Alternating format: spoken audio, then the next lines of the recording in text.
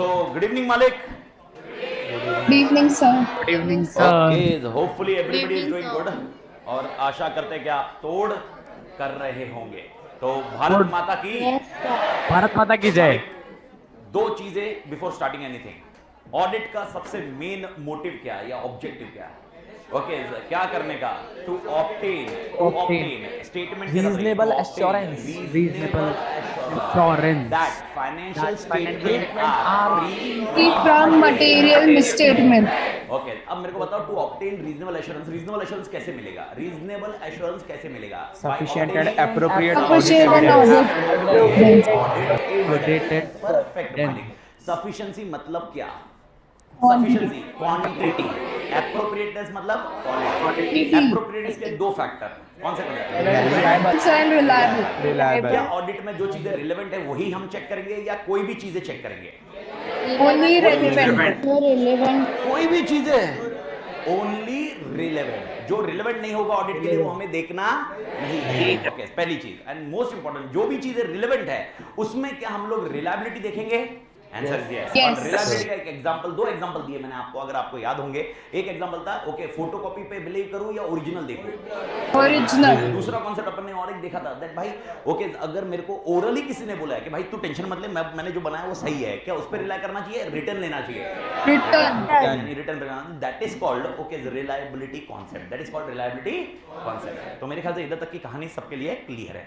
हमने already communicate कर लिया है कि हम लोग चालू करेंगे, वो होगा चैप्टर 1. पहला चैप्टर 1 चालू करने का पॉइंट अपनी परिस्थिति पे आ गई है, लेकिन पहले अपनी पोजीशन समझ लीजिए. पोजीशन मतलब हमें पढ़ना कैसे है या हमें आगे बढ़ना कैसे है. यानी अगर आपको जो कल मैंने आपको कंडीशन बताई थी, तीन कंडीशन में से अगर अपने को फुलफिल करना है कि लास्ट डे अगर मेरे को आउटकम बहुत तोड़ आना चाहिए, लास्ट डे मैं जब ऑडिट को इवैल्यूएट करूं, ऑडिट को याद रखूं, ऑडिट के कंसेप्ट को ध्यान रखूं, ओके, अगर बहुत तोड़ चाहिए तो आपको एक मेथोडोलॉजी फॉलो करनी होगी. और मेथोडोलॉजी क्या होगी उसके ऊपर थोड़ा सा गौर फरमाइए, एकदम तोड़, एकदम अच्छे से समझिए. तीन चीजें, ओके, वापस तीन चीजें, मां कसम. बट अगेन अपन तीन चीजों पे फोकस करते हैं. पहली चीज होगी आपके पास टेक्स्ट बुक, जो मैंने आपको बता दिया है टेक्स्ट बुक है. पर टेक्स्ट बुक आप हर टाइम खोल के नहीं बैठोगे. ओके, जब मैं बोलूंगा तभी आपको टेक्स्ट बुक यूज करनी है. Okay, and text book upon continuation के लिए यूज करेंगे. एग्जांपल बता रहा हूं मैं आपको. देखिए ओके, एग्जांपल मैं अगर 2-3 क्वेश्चन एक साथ में कर लूंगा. पहले मेरा समझाने का काम होगा. तरीका कैसे होगा? सबसे पहले एवरीबॉडी हियर, ओके, सबसे पहले ओके, सब लोग ऑनलाइन वाले पंटर लोग, ओके, और अंधेरी वाले, कोई आज आधा दिन दिखा ना सोते माँ कसम मैं उधर आके रात को सांप भेज दूंगा और सांप उधर रोंगेंगे जिधर भी जाएगा. आज कोई ऐसा लेटा हुआ नहीं दिखना चाहिए, और किसी के अंदर सांप आया तो अपन देखेंगे आज क्या है. ओके, तो सबसे पहला पॉइंट, ओके, सबसे पहले ओके, एक बार देख लीजिए. सबसे पहले हर टाइम मेरा हर चैप्टर का चार्ट होगा. ओके, देखो सॉफ्ट कॉपी का चार्ट, जो चार्ट मिलेंगे आपको बाद में, वो सब बात का इशू है, वो सब रिवीजन मटेरियल है, उसको छोड़ दो. ओके, वो चीजें बहुत बात की चीजें है. अपना पहला मेन पॉइंट है आपके दिमाग में visualization about the chart. Example, इसीलिए मैंने स्टार्टिंग में हर एक पर्टिकुलर एक चैप्टर का मैं चार्ट स्ट्रक्चर बनाता हूँ. और अभी ये पहले चैप्टर का बनाया क्योंकि मेरे को वो एग्जाम्पल समझाना है. बाकी हर चैप्टर का मैं क्लास में बनाते जाऊंगा. तो आपके सामने कैसे करना है एग्जाम्पल समझा रहा हूँ, तो आप मेथड समझ लीजिए ताकि आप मेरे मेथड को अडैप्ट हो जाए. और ये मेथड समझ गया तो कॉन्सेप्चुअली क्या होगा, माने क्या मैं बता रहा हूँ विजुअल. मेरे को बताओ, मैंने आपको पहले ही कमिटमेंट दिया है कि बुक चाहिए या बिना बुक के याद आना चाहिए? बिना बुक के याद आना चाहिए ना, तो दृश्यम पिक्चर का लॉजिक है. ओके, वो लॉजिक है, यानी आपके दिमाग में वो विजुअलाइजेशन बैठना चाहिए. और विजुअलाइजेशन जो बैठना चाहिए ना, उसके लिए क्या करना चाहिए, सब मेरी तरफ. एग्जाम्पल, चैप्टर 1 का नाम है nature, scope, objective of audit.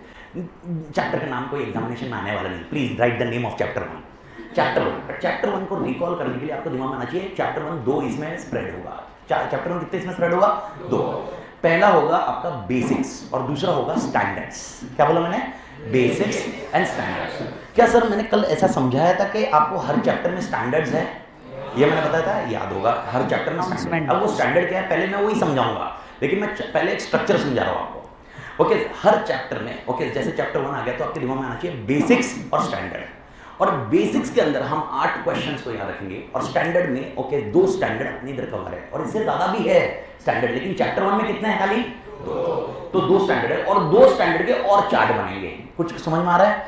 यानी अगर मैं चैप्टर 1 बोलूं तो आपके दिमाग में रिकॉल क्या होना चाहिए? चैप्टर 1 याद आते ही सबसे पहले 2 इसमें डिवाइड करूंगा. कितने इसमें?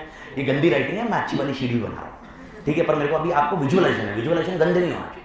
हाँ, ओके पहला पॉइंट क्या दिख रहा है? बेसिक। दूसरा पॉइंट क्या दिख रहा है? स्टैंडर्ड। इसके अंदर कितने क्वेश्चन याद रखने बेसिक में? 8। और स्टैंडर्ड में कितने होंगे? 2। स्टैंडर्ड में 2 स्टैंडर्ड आपको ध्यान रखने होंगे। एक का नाम होगा ऐसे 220 और एक का नाम होगा ऐसे 210। मेरे को वापस बताइए, आराम से जाइए, कोई घाई नहीं है मुझे पहला पॉइंट आप अडेप्ट होने बहुत जरूरी है। ओके मेरे को बताइए चैप्टर 1 को रिकॉल करते कितने चार्ट हो गए? 2। पहला हो गया बेसिक्स, दूसरा हो गया स्टैंडर्ड। स्टैंडर्ड में कितने हैं? 2। ऐसे 220 210। ओके ऐसे 220 एंड 210। अभी शायद कोई ध्यान नहीं सर 210 पहले आना चाहिए 220 बाद में आना चाहिए। ओके ये ज्ञान है ना इंस्टीट्यूट को देना। ओके जैसा अपना इंस्टीट्यूट का मटेरियल वैसे अपन पढ़ रहे हैं, अपने को कोई लेना देना नहीं है। एंड रीजन सिंपल है, देखो अगर मैं इंस्टीट्यूट के अलग से पढ़ाऊंगा तुम वापस मॉडल लिखे दो ए झंपे तातड़ ये क्या पढ़ा है ओल्ड ऐसे, तो अपन को रेस्ट्रिक्ट क्या करना पड़ेगा? ओके इंस्टीट्यूट के मॉडल। ओके अपने अंदर कैलिबर ऐसा भी है कि मैं पूरे स्टैंडर्ड, अभी तुम पूछो एक स्टैंडर्ड से लेकर सारे स्टैंडर्ड पढ़ा सकता हूँ। मेरे को 4-5 घंटे दे दो पूरा स्टैंडर्ड स्टार्ट टू एंड खत्म कर सकते हैं। लेकिन फिर वापस ये बोले अरे माँ कसम ऐसा मॉड्यूल में तो है नहीं, इसीलिए अपन फॉर्मेट से जा रहे हैं। तो जैसा मॉड्यूल बोल रहे हैं, जैसे अपनी टेक्स्ट बुक बोल रही है, अपनी टेक्स्ट बुक किसके हिसाब से है? मॉड्यूल। इंस्टीट्यूट से दूर जाने का नहीं, उससे दूर गए मार्क्स दूर जाते हैं। तो इंस्टीट्यूट जो बोल रहा है उसी को बाइबल बनाने का, खत्म स्टोरी। तो अपने 2 पार्ट हो गए। ओके अब आते हैं आगे वाले। हेलो हेलो, इसका वॉल्यूम हाईएस्ट वॉल्यूम है। हेलो हेलो हाँ सर हाँ सर अभी आ रहा है। ओके आवाज आ रहा है क्या? आवाज आ रहा है? Hello hello hello yes sir आ रहा है। हमारे सर सर आ रहा है। आ रहा है अभी? बरं sir. Yes yes sir. Sir. ठीक है अभी और किधर लगा सकता हूँ मैं?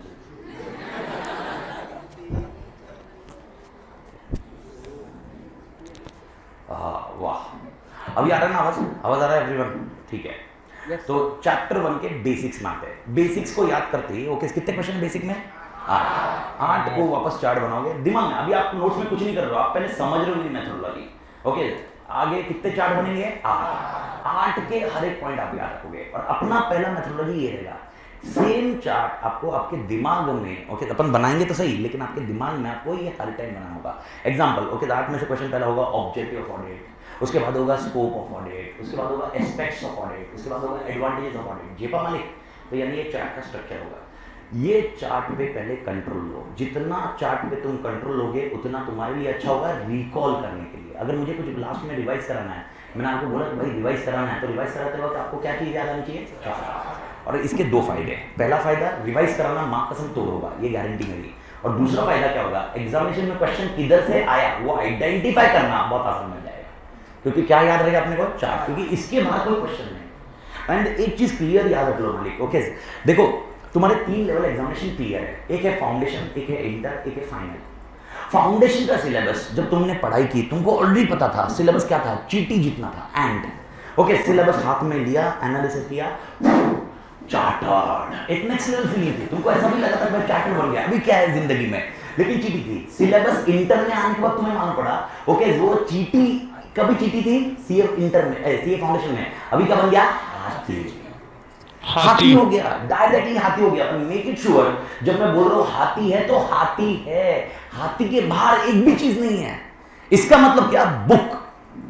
बुक के बाहर एक भी चीज नहीं है। सिलेबस ज्यादा है लेकिन बुक से बाहर कुछ भी नहीं है, बुक से बाहर कुछ भी नहीं है, गारंटी अपनी। बुक से बाहर कुछ नहीं है। एप्लीकेशन भी आया तो बुक का ही आएगा, एप्लीकेशन आया तो भी बुक का आएगा, तुमको एडिशनल कॉन्सेप्ट एप्लीकेशन के लिए नहीं आएगा भाई। इंटरमीडिएट का सिलेबस हाथी है मतलब सिलेबस बहुत बड़ा है लेकिन सिलेबस डिफाइंड है। सीए फाइनल का सिलेबस जंगल है, जो जानवर मिला तुम्हारी किस्मत, मतलब तुमको ही नहीं मालूम होगा कौन सा सिलेबस होगा। और ऐसा भी होगा एग्जामिनेशन में तुम्हें, मतलब तुमने सिलेबस बोला और तुमने बोला ये रहा ओके स्टारफिश, इंस्टीट्यूट बोलेगी पोपट ये है जेलफिश। मतलब तुम क्या आंसर लिख रहे हो और क्या आंसर होना चाहिए इसमें भी फर्क हो सकता है। सीए फाइनल ड्रामेटिक है। सीए फाइनल तुम अगर बुक लेके पढ़ोगे और तुमको लग रहा है कि भाई मैंने बुक पढ़ ली माँ कसम मेरे को तोड़ हो जाएगा, अरे भाई ऐसे नहीं होएगा। कंटेंट है okay but to the extent that is a different element. पर मैं अभी आपको क्या समझाया, यानी अपन ने बुक को छोड़ा नहीं। अगर बुक में से कुछ नहीं छोड़ा ना तुम्हें कोई नया नहीं मिलेगा। अपने बस ये चीज ध्यान रखिए। और मैं जब बुक बोल रहा हूँ तो मतलब अपना सिलेबस को क्लियर रखो। तो पहला मेथोडोलॉजी मेरे ख्याल से सबके दिमाग में क्लियर हुआ कि अपन पढ़ेंगे कैसे। पहला स्ट्रक्चर क्या होगा? चार्ट का, ठीक है। ओके पहला मेथड सबको समझ में आ गया एवरीवन? तो चार्ट है ओके। अब सर मैंने क्या करना है, मतलब तुमने क्या करना रहेगा जब भी अपन चार्ट चालू करेंगे। ओके देखिए 5 मिनट लोगे, पहले मैं पूरा चार्ट बनाऊंगा, मेरे साथ तब रिपीट करोगे, एक 5-10 मिनट जाएगा उसके अंदर, जाने दो, मेरा मेथड ही वैसे ही है। उसके बाद वो चार्ट अपन पहले नोट्स में बना लेने का। नोट्स में अपन बना लेने का, चार्ट बन जाएगा नोट्स में, ठीक है, इज दैट पॉइंट क्लियर? तो चार्ट नोट्स में बन गया, तो आपका एक पेज पूरा चार्ट छोड़ देने का, एक पेज पूरा चार्ट बनाने का, उसके बाद छोड़ देने का, नेक्स्ट पेज पे आने का, फिर यानी एक पेज आपका चार्ट बन गया। सर फिर नेक्स्ट पेज में क्या चालू करने का? नेक्स्ट पेज में तुमने कुछ भी नहीं लिखने का, नेक्स्ट पेज में ओके तुमने ना बुक देखने का ना कुछ देखने का, सिर्फ मेरे साथ इंटरेक्शन करने का, ओके। उसके बाद probably 2 question 3 question 4 question depending मेरा कॉन्सेप्ट कितना लिंक्ड है, कितने टाइम तक जाता है, तब तक अपन वो डिस्कशन करते जाएंगे। सर वो डिस्कस कैसे करेंगे? वो आपके टेक्स्ट बुक का फॉर्मेट, टेक्स्ट बुक आपकी टेक्स्ट बुक या मॉड्यूल जो भी है अपन बात करें उसको ही मैं रिफर करूंगा, और जब वो रिफर करूंगा तब मैं आपको बोलूंगा टेक्स्ट बुक निकालो, टेक्स्ट बुक से देख लो, टेक्स्ट बुक में हाईलाइट कर लो, तब तक आपका हाईलाइटिंग का प्रोसीजर, यानी देखो कहीं ना कहीं आपको ये समझ में आ रहा है ना, कितना भी पढ़ लो टेक्स्ट बुक गो थ्रू तो करना पड़ता है, ओके। अब इधर नहीं करोगे घर पे तो करना पड़ेगा, तो अपने को इधर भी अपडेट कर देने का, और उसमें से कीवर्ड्स जो एग्जांपल लिखने होंगे, जो भी एग्जांपल, हर एक एग्जांपल, ओके, वो एग्जांपल आप 2 पार्ट में डिवाइड करोगे। एक होगा एग्जाम्पल, सबकी आत्मा इधर है, सबकी आत्मा इधर, एक होगा एग्जाम्पल और एक होगा ओफो, ओनली फॉर अंडरस्टैंडिंग। ओफो का मतलब क्या होगा? ओनली फॉर अंडरस्टैंडिंग, यानी ये भी एग्जाम्पल ही है, ओनली फॉर अंडरस्टैंडिंग भी एग्जाम्पल ही है, ओनली फॉर अंडरस्टैंडिंग भी एग्जाम्पल ही है, लेकिन ये एग्जाम्पल आपके मॉड्यूल के नहीं है, घर की खेती है। घर की खेती मतलब अपने बाहर के एक्सपीरियंस जो इंस्टीट्यूट ने नहीं दिए, लेकिन अपन समझने के लिए कर रहे हैं। याद होगा कल का सेल्स बढ़ाना है तो कैसे करूंगा? सेल्स कैसे बढ़ाऊंगा? कल का मैं एग्जांपल, सेल्स क्या बढ़ाऊंगा? डेटा बढ़ाऊंगा, नेट प्रॉफिट बढ़ेगा, नेट प्रॉफिट बढ़ेगा, लोन मिल जाएगा, ओके। और लेटर ऑन मैं टैक्स कैसे कम करूंगा? Bad debts. अब ये क्या है? ये भी एग्जांपल ही है ना मालिक, लेकिन ये एग्जांपल एग्जाम मॉड्यूल में लिखना है क्या? नहीं। मॉड्यूल में लिखा है क्या? नहीं। ये आपने को समझ लीजिए, लेकिन इसका सिमिलर एग्जांपल जो रहेगा, जो मॉड्यूल में लिखा होगा वो अपन देखेंगे, और हर चीज के लिए आपको एग्जांपल जरूरत होगी, बिकॉज बिना एग्जांपल के आपको इंटरप्रिटेशन नहीं आएगा। अपने कीवर्ड्स होते हैं, ऑडिट के वर्ड्स होंगे, इंटरप्रिटेशन करने के लिए हमें एग्जांपल की जरूरत पड़ेगी। Is that point clear? तो सेकंड पॉइंट में क्या होगा? सेकंड पॉइंट में मैं आपसे बात करूंगा, इंटरेक्शन करूंगा, जो अपने क्वेश्चन है वो पूछूंगा, एग्जांपल बोलूंगा। अभी के लिए ऑब्जेक्टिव ऑडिट, ऑब्जेक्टिव ऑडिट अपन कैसे खत्म कर चुके हैं? तो पहला पॉइंट ऑब्जेक्टिव ऑडिट बताइए, फिर अपन उसको और थोड़ा एलोबरेट करेंगे, कल अपन बेसिक देखा, फिर अपन इंटरेक्शन करेंगे, उसके डिस्कशन करेंगे, फिर ओके इमीडिएटली मैं उसको अपडेट नहीं करूंगा, टेक्स्ट बुक में अपडेट कर दूंगा, टेक्स्ट बुक से अपडेट करते ही आपने टेक्स्ट बुक में अपडेट करना है, यानी हर क्वेश्चन के बाद ओके आप मेरे से इंटरेक्शन होने के बाद किस में अपडेट करोगे? Text book. तो आपका टेक्स्ट बुक का काम खत्म हो जा रहा है, यानी इसका मतलब मेरा पॉइंट ये है कि आपको घर पे जाके कुछ करने की जरूरत है। Is that point clear? आपको घर पे जाना तो सिर्फ रिवीजन रहेगा, जिसको भी एडिशनल एफर्ट रहेगी वो आपको सिर्फ रिवीजन का फॉर्मेट रहेगा, यानी आपके पास मैं आपको ये बता रहा हूँ कि आपका सारा एफर्ट, मैं जब 80 आवर्स बोला तो 80 आवर्स याद रखना। कल एक जन बोलता था सर 80 घंटे में कंफर्म खत्म होगा, क्या? मैं बोला 80 पकड़ मत, गला मत पकड़ना, 80 बोला मतलब 80 रेंज है, पर 80 का 100 नहीं होगा, I can bit of this, पर 80 का 80 85 90 के रेंज तक रह सकता है यार। जो का एक क्या जो हो गया, एक आध पॉइंट एक्स्ट्रा हो गया, एक आध पॉइंट पे डिस्कशन आ गया, कुछ हो सकता है मालिक इसका पॉइंट, पर इसका मतलब ऐसा नहीं होगा 80 का 100 होगा 120, पर ये रेंज है। तो ये पॉइंट याद रखना। सेकंड पॉइंट, अपना टेक्स्ट बुक का काम खत्म हो रहा है, तो सब लोग को टेक्स्ट बुक का मॉडल भी समझ में आ गया, ओके। तीसरा सा फिर क्या होगा? तीसरा होगा उसी के कीवर्ड्स, ओके। जब ये होगा एग्जांपल, उसके बाद फिर जैसे अपना फाइनल होगा, फिर मेरे को बताओ ऑब्जेक्टिव कितना होगा आपका? मेरे को बताओ ऑब्जेक्टिव आंसर क्या होगा? ऑब्जेक्टिव ऑफ ऑडिट बताइए मेरे को, ऑब्जेक्टिव ऑडिट क्या है? To obtain reasonable assurance that financial statement are free from material mistake, यानी इसका ऑब्जेक्टिव मैं ऐसे ही बताऊंगा, आरए लेने का। अभी आरए शॉर्ट फॉर्म याद रहेगा, आरए मतलब Reasonable assurance. दैट एफएस मतलब Financial statement. Free from short form Material misstatement. ये कॉन्सेप्ट हो गया, तो आपको आइडिया आ गया। तो ये जैसे ही लिखेंगे अपन कीवर्ड लिखते जाएंगे जो आपके नोट्स में, कौन से नोट्स में? Hand design, okay. वो नोट्स में अपन अपडेट करेंगे, पर एक स्टार्टिंग में नहीं करेंगे, हर टाइम नहीं होगा, 4-5 आंसर उठने के बाद, ताकि आपका वापस और एक बार रिवीजन हो जाएगा लिखते लिखते। तो तीन फॉर्मेट का कॉन्सेप्ट समझ लो। सबसे पहला फॉर्मेट इसको अच्छे से रटने का, ओके। कैसे? चार्ट जो बनाया है, ओके। एग्जांपल मैं अभी दिखा देता हूँ, चार्ट एग्जांपल है, वापस जब मैं चैप्टर पे आऊंगा तब मैं बात करूंगा, ओके। एग्जांपल ये चैप्टर 1 देखो, एक बार स्क्रीन पे देखो, ताकि एग्जांपल सबके दिमाग में बैठ जाए, ओके। मेरे को बताओ चार्ट क्या है? चार्ट क्या है? चैप्टर 1। ये मैं अभी मैं बना के इसलिए रखा हूँ क्योंकि अभी आप पहला चैप्टर है समझाने के लिए, अगली बार मैं किसके साथ बनाऊंगा? तुम्हारे साथ, और तुम्हारे साथ बनाऊंगा तुम्हारे दिमाग में बैठते जाएगा, लेकिन मेरे को फॉर्मेट बताना है इसमें, मेरे को समझाते वक्त तो क्लियर रखना है। तो चैप्टर 1 सबको स्क्रीन में दिख रहा है? Everybody online? Yes, सब लोग मेरे को बताओ चैप्टर 1 में 2 पार्ट में डिवाइड करो, कौन से Basic and standard. परफेक्ट। मेरे को बताओ बेसिक्स में कितने चीजें हैं? 8 नाम बताइए। पहला ऑब्जेक्टिव, एडवांटेज, बस रुक जाओ, पहले 5 क्लियर है, पहले 5 याद रखो। पहले 5 क्या है? वापस ये पहले 5 कौन से है? Objective, scope, advantages. ठीक है, ओके। सबसे पहले ये बोलो मत रे, देखो, इसलिए मैंने बोला इमेजिनेशन, समझ में आ रहा है? समझ में आ रहा है? मेरे पास इसलिए मेरे को साथ में बना रहता है। सुनो मत बोलो, कुछ सुनाई नहीं दे रहा। Scope, aspect, type, advantage. Last time, objective, scope, aspect, type, advantage. बैठ यार, माँ कसम ऐसे ही काम करना है जिससे टर्नओवर बैठ जाएगा, दिमाग में बैठ रहा है। ये होने के बाद आपके नेक्स्ट 3 पॉइंट स्क्रीन पे देखो, अगले 3 पॉइंट क्या है, अगले 3 पॉइंट बताओ। इनहेरेंट लिमिटेशन, कुछ क्या याद है कल? Inherent limitation, inherent limitation. Okay, मेरे को बताओ हम लोग कौन सा एश्योरेंस दे रहे हैं? एब्सोल्यूट दे रहे क्या? नहीं। Inherent limitation. ओके, एक लिमिटेशन कौन बताएगा कोई कल का? यस मालिक। किसी के यहाँ पे रेड नहीं मारी, ये तो रेड पे आ गया सीधा। रेड ये तो भाई एकदम तोड़ बंदा है भाई, सीधा रेड ही मारने की बात कर रहा है। रेड मार सकता है, रेड का कॉन्सेप्ट मतलब रेदर देन हम लोग इन्वेस्टिगेट नहीं कर सकते। देखो, इन्वेस्टिगेट करना और रेड करना दोनों अलग अलग है। रेड मतलब सरप्राइज, तेरे लग गए। Hello sir. ये होता है रेड। रेड समझ में आ रहा है? ओके, तुमको आएगा, तुम बोलोगे घर में क्यों घुस रहा है? Okay, hello sir. ओके, तेरी लग। Yes sir. आवाज लो आ रहा है आपका। अरे आवाज ही नहीं आ रहा जी नहीं आ रहा। भाई सर आ रहा है। आवाज लो है। नहीं आ रहा। तो आ रहा है भाई। नहीं आ रहा है सर। हेलो हेलो हेलो, आ रहा है अभी? देख, ये हुई ना बात। अभी भी नहीं आ रहा तो फिर तो इसमें ही पॉइंट है। सब लोग आ रहा है क्या? अभी आ रहा है क्या? Yes sir. म्यूट ऑल आपका। अभी अगर नहीं आया तो फिर तो मेरे ख्याल से अभी सर आप ऑनलाइन वालों को कॉल कर दो। अभी इससे ज्यादा अगर नहीं आ रहा तो मैं ठीक है, अभी थोड़ी देर म्यूट करता हूँ, सुनो पहले एकदम अच्छे से सुनो। हाँ सर। सारे जन अभी एक बार मैं सिर्फ थोड़ी देर के लिए म्यूट कर रहा हूँ, तुम लोग सब लोग सुनो सिर्फ, ठीक है? सुनो। ओके सब लोग अभी आवाज़ क्लियर? अभी ये सबको ठीक है, सुनो। ओके पहला कॉन्सेप्ट होगा, ओके रिपीट से, जब मैं रिपीट करने बोलूँ तब अपने दिमाग में रिपीट करो, तब तक रिपीट मत करो। पहले 5 चीज़ें सबके दिमाग में तोड़ गई, 5 चीज़ें गई एकदम इजीली की जानी चाहिए। सबसे पहला था ऑब्जेक्टिव, दूसरा था scope, aspects, types, advantages. Okay उसके बाद आते हैं 3 क्वेश्चन और, इनहेरेंट लिमिटेशन। हाथ ऊपर किया मतलब इनहेरेंट लिमिटेशन। ओके जिसमें इसने बोला रेड है, रेड मतलब इन्वेस्टिगेशन नहीं कर सकते हम लोग, इन्वेस्टिगेट नहीं कर सकते मालिक, we don't have a power. और दूसरा और एक एग्जांपल दिया था इफ रिमेंबर, कि जब फाइनेंशियल स्टेटमेंट या फाइनेंशियल ट्रांजैक्शन हो रहा है, क्या तभी हम ऑडिट कर रहे हैं? ओके याद होगा मेरे को, बताओ मार्च अप्रैल का ट्रांजैक्शन ऑडिट कब करेंगे? जून में। ओके इवन जुलाई का ट्रांजैक्शन क्या जुलाई में बैठे रहेंगे क्या? Are we internal auditor? अरे पागल बीगल है, कह रहे अपन को पैसा कितना मिल रहा है? तुमको ऐसा करोड़ों रुपया नहीं मिल रहा है। करोड़ रुपया किधर मिलेगा? HUL, Procter and Gamble. और उधर जाने के लिए तुमको ना बिग 4 में जाना पड़ेगा, और बिग 4 में जाना पड़ेगा, नहीं तो तुमको बिग 4 बनाना पड़ेगा। तो तुम डिसाइड कर लो क्या करना है। और बाकी अगर अपन छोटे मोटे फॉर्म की बात करें, वो कितना देगा? 2 लाख, 4 लाख, 5 लाख, और अपने पास ऐसी 20 फॉर्म होगी। ओके यानी अपन का कमाई टोटल कैलकुलेशन मार पा रहा है ना तू? ओके यानी ऐसे अगर अपने को ऐसे ये 20 स्टैट्यूटरी ऑडिट जिसका 4 लाख भी आया अपने पास, बस हो गया इतने में। ये तो खाली स्टैट्यूटरी ऑडिट बोला। टैक्स ऑडिट 60 टैक्स ऑडिट ले सकते हैं अपन। टैक्स ऑडिट का ऑल टुगेदर फीस नहीं बोला तो 20,000, 40,000, 50,000 ले सकते हैं, उसका भी अलग से कैलकुलेशन। उसके अलावा अकाउंटिंग भी तो काम कर सकते हैं, उसके अलावा भाई कंसल्टिंग भी तो कर सकते हैं।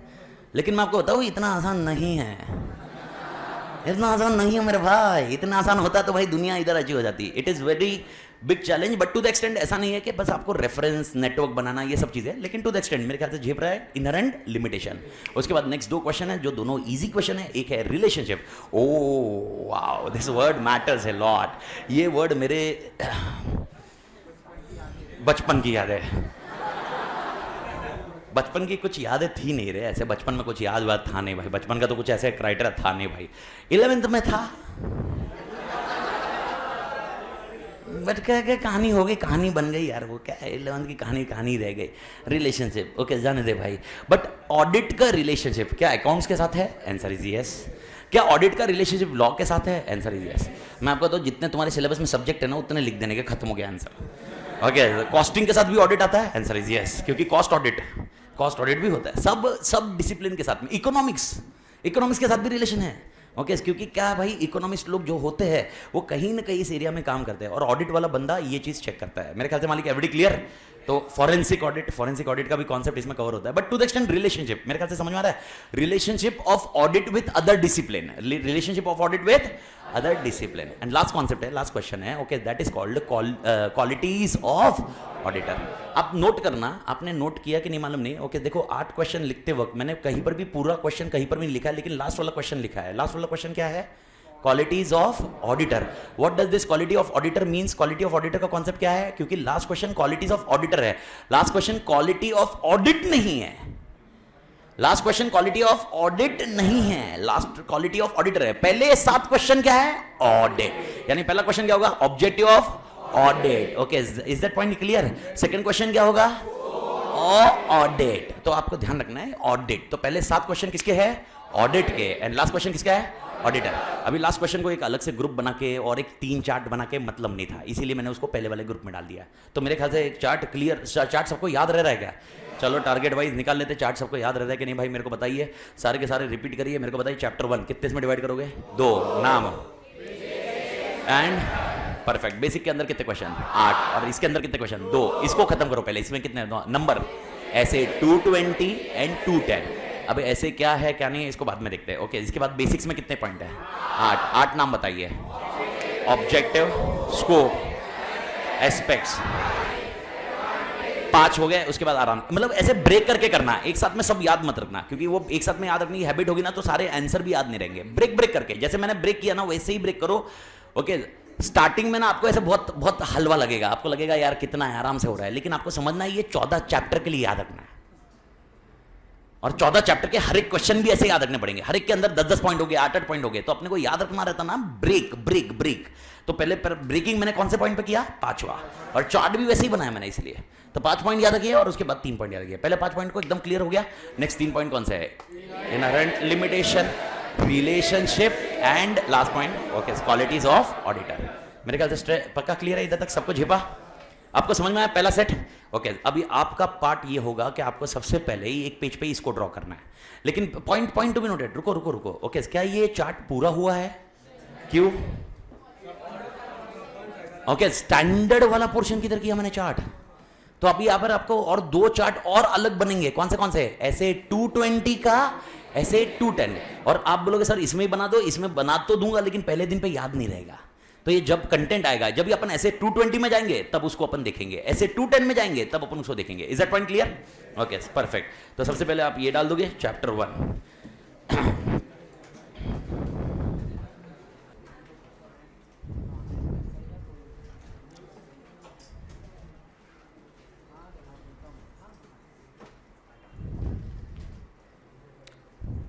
कुछ डाउट है किसी को? हैंड रेस कर देना, वैसे कुछ ये कर देना, मैसेज टाइप कर देना, चैट कर देना. और जब मैं रिवाइज करूंगा तब मैं ऐसा अनम्यूट करूंगा मालिक, ऑनलाइन वाले पंटर लोग. अंदर वाला पीछे क्या पूछ रहे भाई?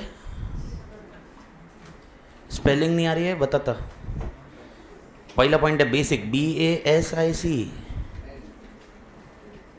अच्छा, दूसरा है स्टैंडर्ड्स.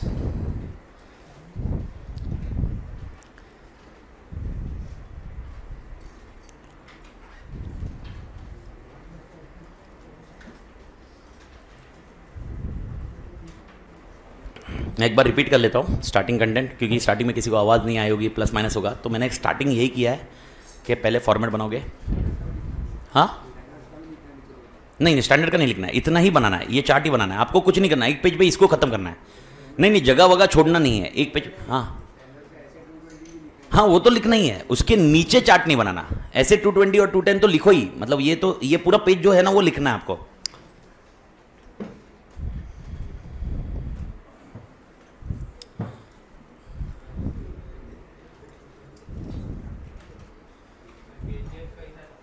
तोड़ मालिक. तो यहां तक की कहानी सबको खत्म हुई? सबने नोट कर लिया? ठीक है. ये पेज पे आप और कुछ भी नहीं लिखोगे. मेक श्योर जब भी आप कोई चैप्टर का पहला चार्ट बनाते हो उसके इसमें नहीं लिखोगे. अभी आप बोलोगे सर ऐसे 210 और 220 का चार्ट बनेगा, तो ये पेज में भले ही जगह बची होगी ना, तो कंजूसगिरी मत करना कि नहीं ये पेज को यूज करेंगे, क्योंकि ये चार्ट वैसा याद ही नहीं रहेगा. अगर आपने इसको स्टार्टिंग में बना दिया तो बाद में आपको दिक्कत होगी और बाद में रिकॉल होने में प्रॉब्लम होगी मालिक. तो इसीलिए जैसा मैं स्ट्रक्चर बता रहा हूं वैसा ही है. यानी इसका मतलब सर ऐसे 220 का चार्ट, ऐसे 210 का चार्ट, वो जब वो चालू होगा कॉन्सेप्ट, उसका चार्ट अलग से पेज में अपन साथ में बनाएंगे. Is that point clear? तो उसको अलग से याद रखना होगा. ऐसा होगा खाली कि हर चैप्टर में 2 या 3 चार्ट ब्रेक करके होंगे तो ही याद अच्छे से रहेंगे, क्योंकि वॉल्यूम ज्यादा है. एंड वॉल्यूम ज्यादा है, न्यूमरस कॉन्सेप्ट आपको एप्लीकेशन ज्यादा होगा. और मैं वापस बोल रहा हूं, देखिए MCQ अपने को बहुत अच्छे से शिद्दत से आना चाहिए. वापस बोल रहा हूं, मैंने कल टारगेट क्या बताया था अपने को? 40 में से कितना स्कोर करना है? MCQ 40 के नहीं है, एमसीक्यू 40 के नहीं है, 40 का कितना, एमसीक्यू कितने का है 30, और ट्रू एंड फॉल्स। ओके, तो आपने को ये 40 में से 35 के रेंज तक स्कोर करना है एट एनी शॉट। इसीलिए आपका कॉन्सेप्ट, मैं आपको बताऊं, कॉन्सेप्ट कभी भी किसी ने पूछा ना, वो अप्लाई करना आना चाहिए। एंड मैं ये बोल रहा हूं कि आपको आर्टिकलशिप में समझाना आना चाहिए, तो इसका मतलब अपने को एग्जामिनेशन में तो अप्लाई करना आएगा ही। बस आप कॉन्सेप्ट की तरफ ध्यान दीजिए। हो सकता है एक बार कोई क्वेश्चन होने के बाद हो सकता है कोई बोले सर मेरे को याद नहीं आ रहा क्वेश्चन, डोंट वरी, रिवीजन करते करते वो याद आ जाएगा। एक हाथ क्वेश्चन में प्लस माइनस हो सकता है हर जन का। ओके, डोंट वरी, वो एक हाथ रिवीजन करते करते हो जाएगा मालिक। प्रॉब्लम खाली क्या है, कॉन्सेप्ट समझा नहीं होगा तो अपने डिस्कशन पॉइंट करने का। इज दैट पॉइंट क्लियर मालिक? ओके, अब पहला पॉइंट आपने लिखा होगा ऑब्जेक्टिव, दूसरा लिखा होगा स्कोप SCOPE, तीसरा आपने लिखा है एस्पेक्ट्स, चौथा आपने लिखा है टाइप्स, पांचवा लिखा है एडवांटेज, छठा लिखा है इनहेरेंट लिमिटेशन, पांचवा नेक्स्ट है रिलेशनशिप, एंड लास्ट कॉन्सेप्ट है qualities. Is that point clear?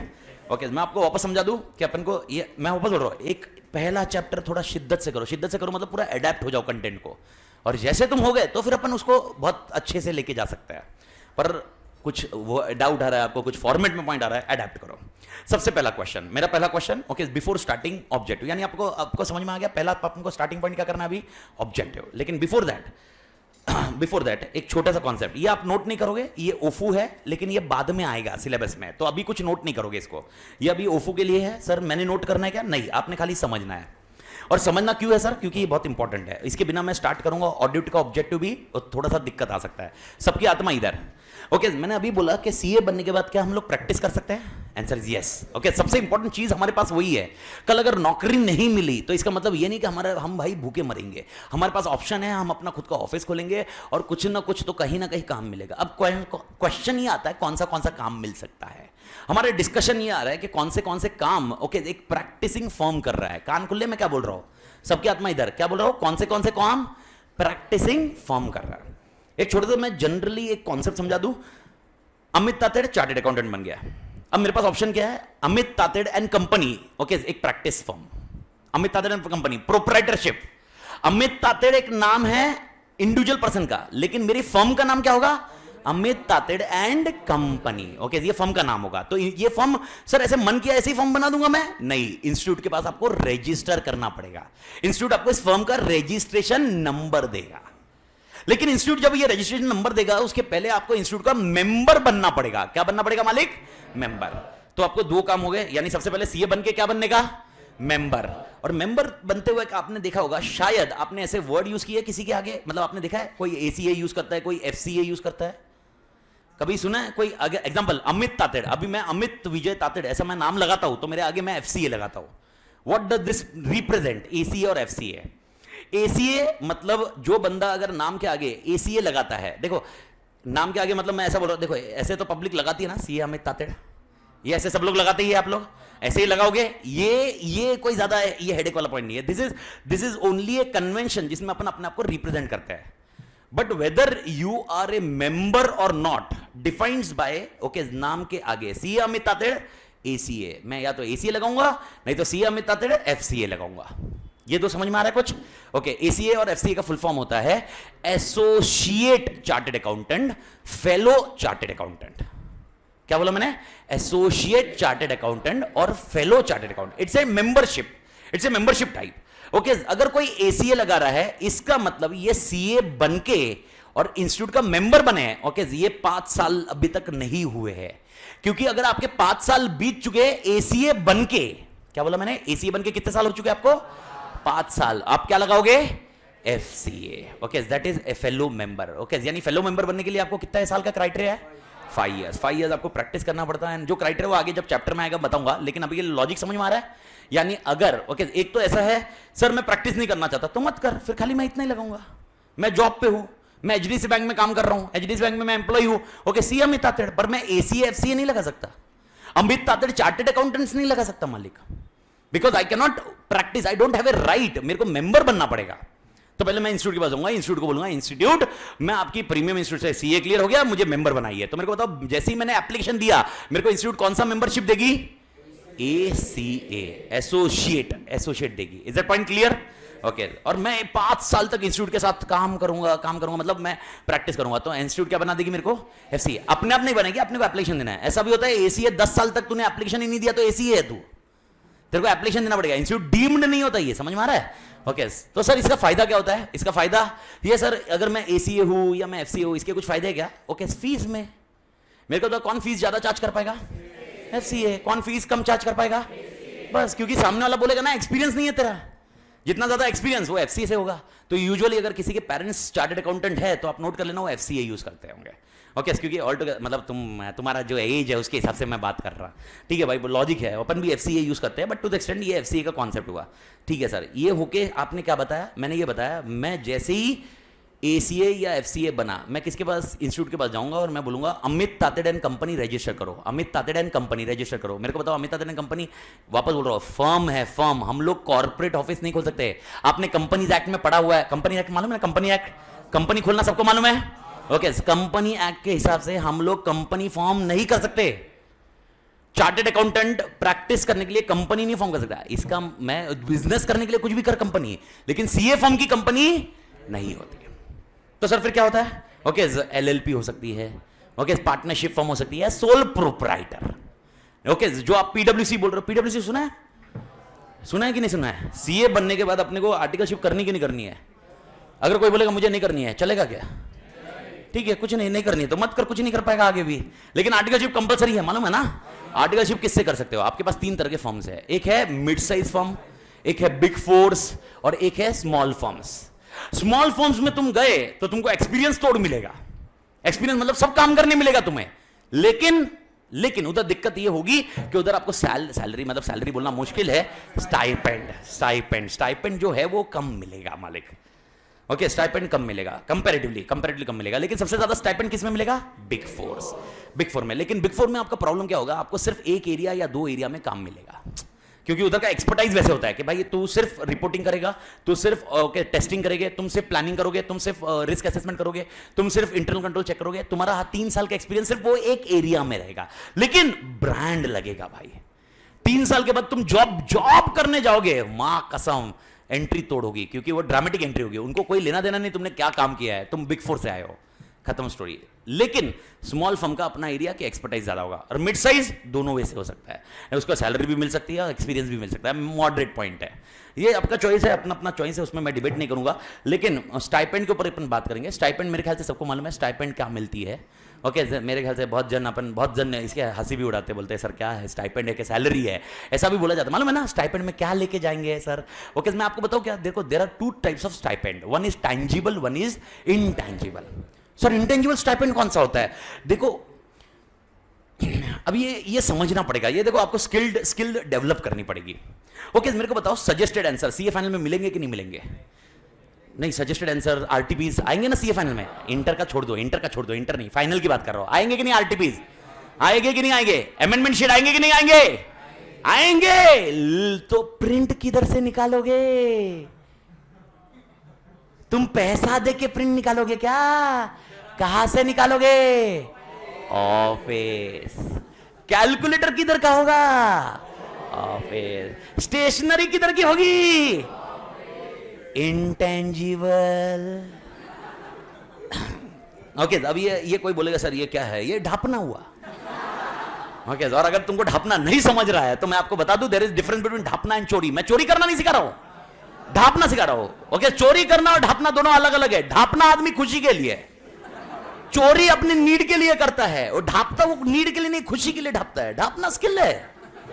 Okay वो करके सर ऐसे कैसे खुशी मिलती है? अरे खुशी बहुत तोड़ मिलती है। मेरे को बता, तुम आज के डेट में भी तुम्हारी बिल्डिंग में कोई 2nd फ्लोर की घंटी बजा के तुम भागते नहीं क्या ऊपर नीचे? क्या मिली तेरे को? वही तो चीज है। ओके तो ये पॉइंट है वही, वो बहुत सारी चीजें हैं। मतलब ओके मैं तुमको बता रहा हूँ, मेरा एक्सपीरियंस मैंने बताया ना। 2006 आई ज्वाइन PWC 2007 मेरे को इंटरेस्ट आ गया था टेक्नोलॉजी में। ओके क्योंकि उधर वो PWC में जब काम कर रहा था तो मेरे को मालूम पड़ा यार इधर एक स्पा टीम करके होती है। ओके स्पा मतलब वो स्पा नहीं तो जाएगा तुम्हारे दिमाग में स्पा टीम। वो उधर टीम का नाम है spa, system process assurance team. एक टीम होती है स्पा टीम। वो टीम सुबह साला 10 बजे आती थी, शाम को 6 बजे कल्टी। और हम लोग साला स्टैट्यूटरी ऑडिट में काम कर रहे हैं, HUL के ऑडिट में कर रहे हैं, उधर काम कर रहे हैं, सुबह 8 बजे आ रहे हैं, रात को 12 बजे तक। भाई तू मरवा रहा अपनी जिंदगी। और वो क्या जिल्लत भरी जिंदगी थी मेरी। मैं उसको देख रहा था, मैं बोला क्या कर रहा है आदमी। तुषार करके एक उधर का सीनियर पर्सन था, मैं उससे बात किया, मैं बोला है भाई कौन तुम क्या करते साली इतने टाइम तक आते? तो बोलते हम सिस्टम प्रोसेस एश्योरेंस है, हम सिस्टम ऑडिट करते हैं। तो मतलब सिस्टम ऑडिट करते तो तुम्हारे पास क्या क्वालिफिकेशन क्या है? वो बोला हम सीसा है, सीसा और डीसा क्वालिफाइड है। तो मतलब चार्टेड अकाउंटेंट नहीं है क्या? बोले नहीं सीए तो है ही। तो मैं बोला अरे सही है। फिर मेरे को लगा कम टाइम काम कर रहे होगे तो सैलरी भी कम होगी, अपन ने भी यही सोचा। ओके कम थी उसकी, नहीं मेरी। तब मुझे समझ में आया मां कसम ये तो खतरनाक है, ये तो खतरनाक है। फिर मैंने उनका आइडिया लिया, फिर स्ट्रक्चर लिया, उसके बाद मुझे इंटरेस्ट आया कि भाई, क्योंकि उसके पहले तक मेरे दिमाग में डिग्री कौन सी थी मालूम है? CA, CS, CMA.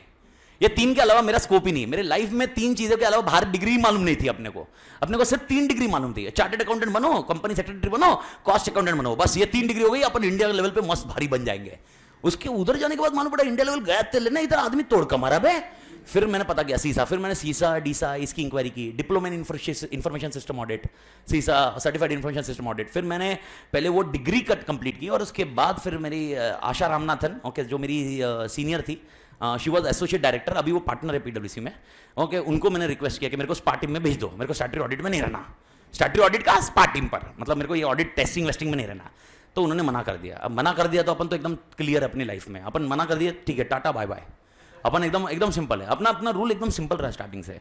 और यही रूल मैं सबको भी सिखाता भाई, अपना लाइफ अपना रूल, लाइफ एक ही है।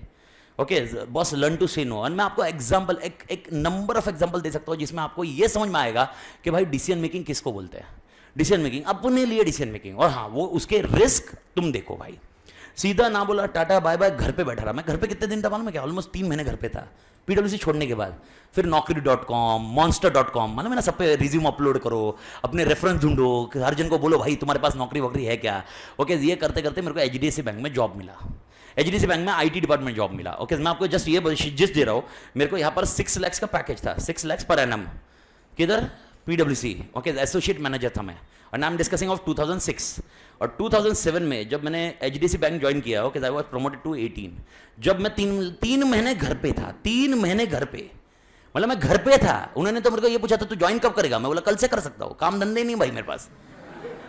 ओके तो भी 18 का package was that time, and this I continued here. I joined as a senior manager. Okay senior manager IT governance, IT governance करके एरिया होता है। ओके उसमें मैंने सीनियर मैनेजर काम किया। और 2009 में I was promoted to assistant vice president, AVP. और 2009 में जब एवीपी में प्रमोट किया तो मेरे को एक ट्रेनिंग एरिया में डाला गया। ट्रेनिंग एरिया मतलब बताने के लिए कि भाई आईटी कैसे रोल प्ले करता है, क्या करता है, ऐसे ट्रेनिंग एरिया था मालिक। तो ट्रेनिंग एरिया में जब डाला गया तब मुझे समझ में आया, मां कसम ये काम बहुत अच्छे से कर सकता हूं, ये काम मैं शिद्दत से कर सकता हूं, ये काम अपने लिए बना हुआ है। एंड 2009 में ओके ये छोड़ के then I came in teaching. And teaching was one of the मतलब मैं बताऊं मेरा ड्रीम क्या था बचपन से। मेरे ख्याल से सब लोग के ड्रीम होंगे 100% और होंगे, और वो सर्वाइव करने चाहिए। बचपन के ड्रीम मतलब क्या था? अपने बचपन का ड्रीम एक ही था भाई, एक्टिंग करना। अपन को एक एक्टर बनना ही था। मेरे अंदर शिद्दत, मेरे दिमाग में क्लियर था भाई एक्टिंग करना अपने को। एंड लिटरली बोल रहा हूं, जब मैं टीचिंग में आया it was like acting only. अभी आपके सामने है, अभी आप मेरे को कितना किस शिद्दत से बात कर रहे हो। मैं ऑल टुगेदर अभी आप इमेजिन करो, इधर ये बैच है, इसके बाद मेरा पूना का बैच, जिधर भी बैच लूंगा, मेरे सारे साइकिल एक ही चीज तो पढ़ा रहे अपन बार बार, लेकिन एक ही चीज वापस वही पैशन से, वही शिद्दत से वही चीज आती है। सर क्यों आता है? क्योंकि एक्टिंग करने में मजा आता है। आई नो मेरा क्राउड चेंज हो रहा है, मेरे सारे ऑडियंस चेंज हो रहे हैं, and they are boss that's it, this was the passion. तो अल्टीमेटली वो कहीं ना कहीं उसी एरिया में तो मैं घुस गया। एंड जब घुसा इट वॉज मेरे ख्याल से 2010, एंड तब मेरे पास ऑप्शन था नहीं, क्योंकि तभी अपने को मालूम नहीं था टीचिंग वीचिंग क्या करना। एंड देन आई ज्वाइंड जेके। तो 2010 में I was with JK Shah classes. 2010 वाला एरा ऐसा था जब, मतलब आप इमेजिन करो, मैं तो आपको 2-3 चीजें समझा रहा हूं। पहली चीज, सर क्या ये रिलेवेंस अपने कंटेंट से नहीं है, पर मैं बताऊंगा, जाने दे, मैं अपना इसमें बता रहा। ओके तो ऐसा चीज है। अभी आ गया पॉइंट वो, या मैं कुछ और बता रहा हूं, पर इसमें से मैं ढापने की चीज भी बताऊंगा। ओके वो पॉइंट पे, बट टू द एक्सटेंट ऐसा था। ओके आप देखिए, आपने ऐसा सुना है कि कैरियर एक बार जो सिलेक्ट करे लाइफ लॉन्ग वही कैरियर होता है? आपके सामने आपके सामने जो बंदा है उसने 3 कैरियर चेंज किए। पहला 1 साल स्टैट्यूटरी ऑडिट, उसके बाद आईटी गवर्नेंस, उसके बाद टीचिंग, तीनों कैरियर। और चलो स्टैट्यूटरी ऑडिट मेरा इनिशियल कैरियर था, लेकिन आईटी गवर्नेंस में था, I was AVP, assistant vice president of India 3rd largest bank. IT case में आई वाज डायरेक्टली मतलब थर्ड रिपोर्टिंग टू आदित्यपुरी। आप इमेजिन कर सकते हो मतलब क्या लेवल, मतलब उधर का पॉइंट था। और वो पैकेज मैं डिस्कशन ही नहीं कर रहा हूं, वो छोड़ना, पर सक्सेस हुआ, सक्सेस होने के बाद भी छोड़ना, ऐसा नहीं था मैं सक्सेसफुल नहीं हुआ। तो ये ना तुम्हारे दिमाग में अगर कोई डाल रहा होगा ना कि लाइफ में एक सिलेक्ट कर लिया वही लाइफ निकलने वाली है, जिंदगी वैसी झंड जैसी होने वाली है, नहीं भाई, गलत कॉन्सेप्ट है तुम्हारे में। अरे जिंदगी बहुत भाई बहुत भारी है, बहुत बेस्ट है जिंदगी तुम्हारी। जिंदगी तुम समझो, जिंदगी this is one of the best element you got, enjoy this life. And 2010 was a era जब मतलब मैं टीचिंग में आया और उसी टाइम पे और एक हादसा मेरे साथ हुआ एंड दैट वाज शादी। तो शादी होना, और हादसा क्यों, मतलब हादसा मतलब ऐसा ठीक है भाई, हादसा था। उसके भी कुछ किस्से हैं, कभी आएंगे कुछ पॉइंट पे आएंगे, एग्जांपल के साथ ही लिंक्ड होंगे, सैम्पलिंग वैम्पलिंग का पॉइंट भी अपन देखेंगे। बट नहीं, अरे वो तुम अलग अलग से सैम्पलिंग ले रहे हो, मेरा एंगल अलग है। तो ओके, तो ये एक जन सर क्या आप रैंकर भी थे, ओके बताता हूँ उसको, वो पॉइंट पे बाद में, अभी पहले अपन अपने लाइफ सर्कल पे। एंड दिस 2010 शादी हुई एंड मेरी 24 मई को शादी हुई and my daughter birth date is 25 May, अगले साल का साल हो।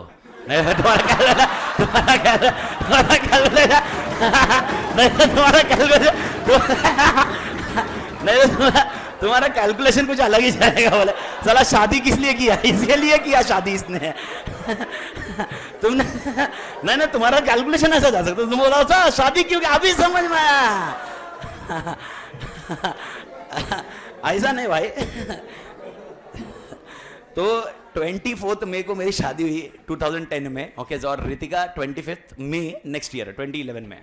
तो जब रितिका मतलब when my wife was pregnant, मतलब मैं मेरे ख्याल से कुछ 6 महीने हुए थे, 6 या 8-9 महीने हुए थे जेके शाह में, ओके, तब तक मैं मतलब ये था।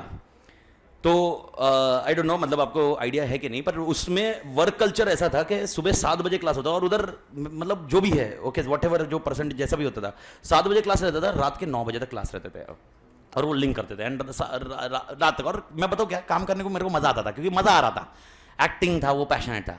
लेकिन जब मेरी वाइफ प्रेग्नेंट हुई, okay, Manali, my wife name is Manali, तो मनाली प्रेग्नेंट हुई और रितिका होने वाली थी, तब मैंने सर को रिक्वेस्ट यही किया कि सर मेरे को मतलब घर के लिए टाइम देना पड़ेगा, मतलब एटलीस्ट तो मेरा शेड्यूल या तो संडे ऑफ दे दो, नहीं तो 7 से लेकर शाम के 7 बजे तक कर दो।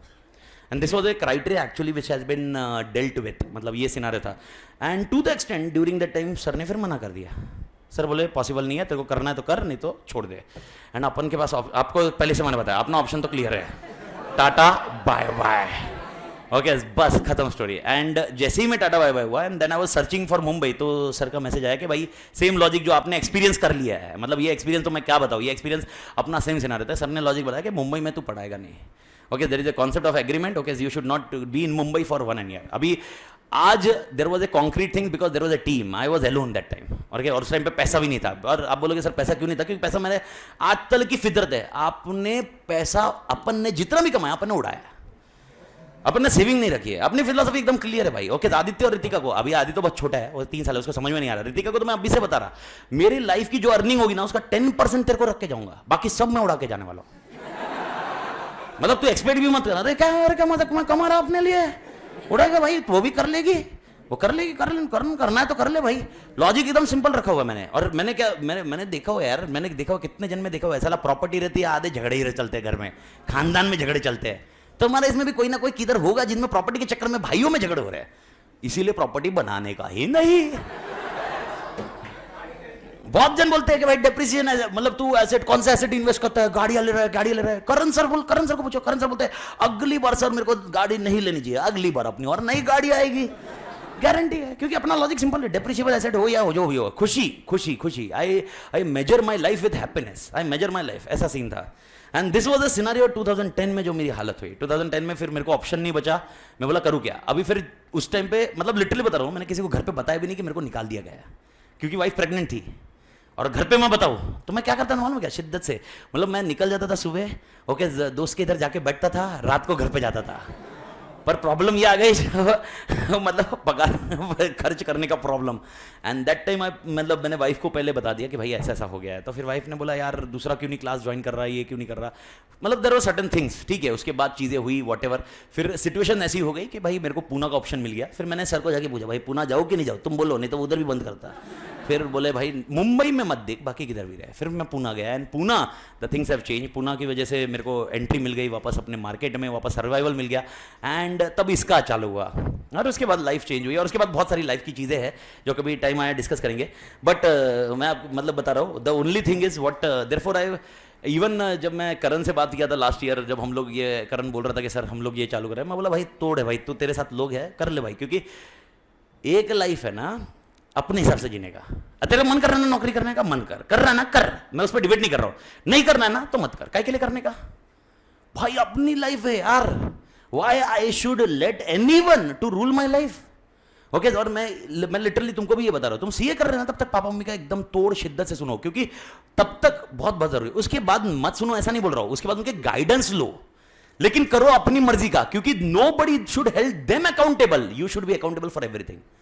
मैं जब जॉब छोड़ा था सब लोग राउंड टेबल कॉन्फ्रेंस हो रहा था, ये जब अरे भाई एवीपी का पैकेज कितना था मालूम है तुमको, ओके। तब 2008 2009 तुम सर्च मारना, उस टाइम पे वर्ल्ड क्राइसिस चल रहा था। उस टाइम पे अपने पास 28 का पैकेज था मेरे भाई, 28 का पैकेज, इसके अलावा लोन एंड अदर थिंग्स का।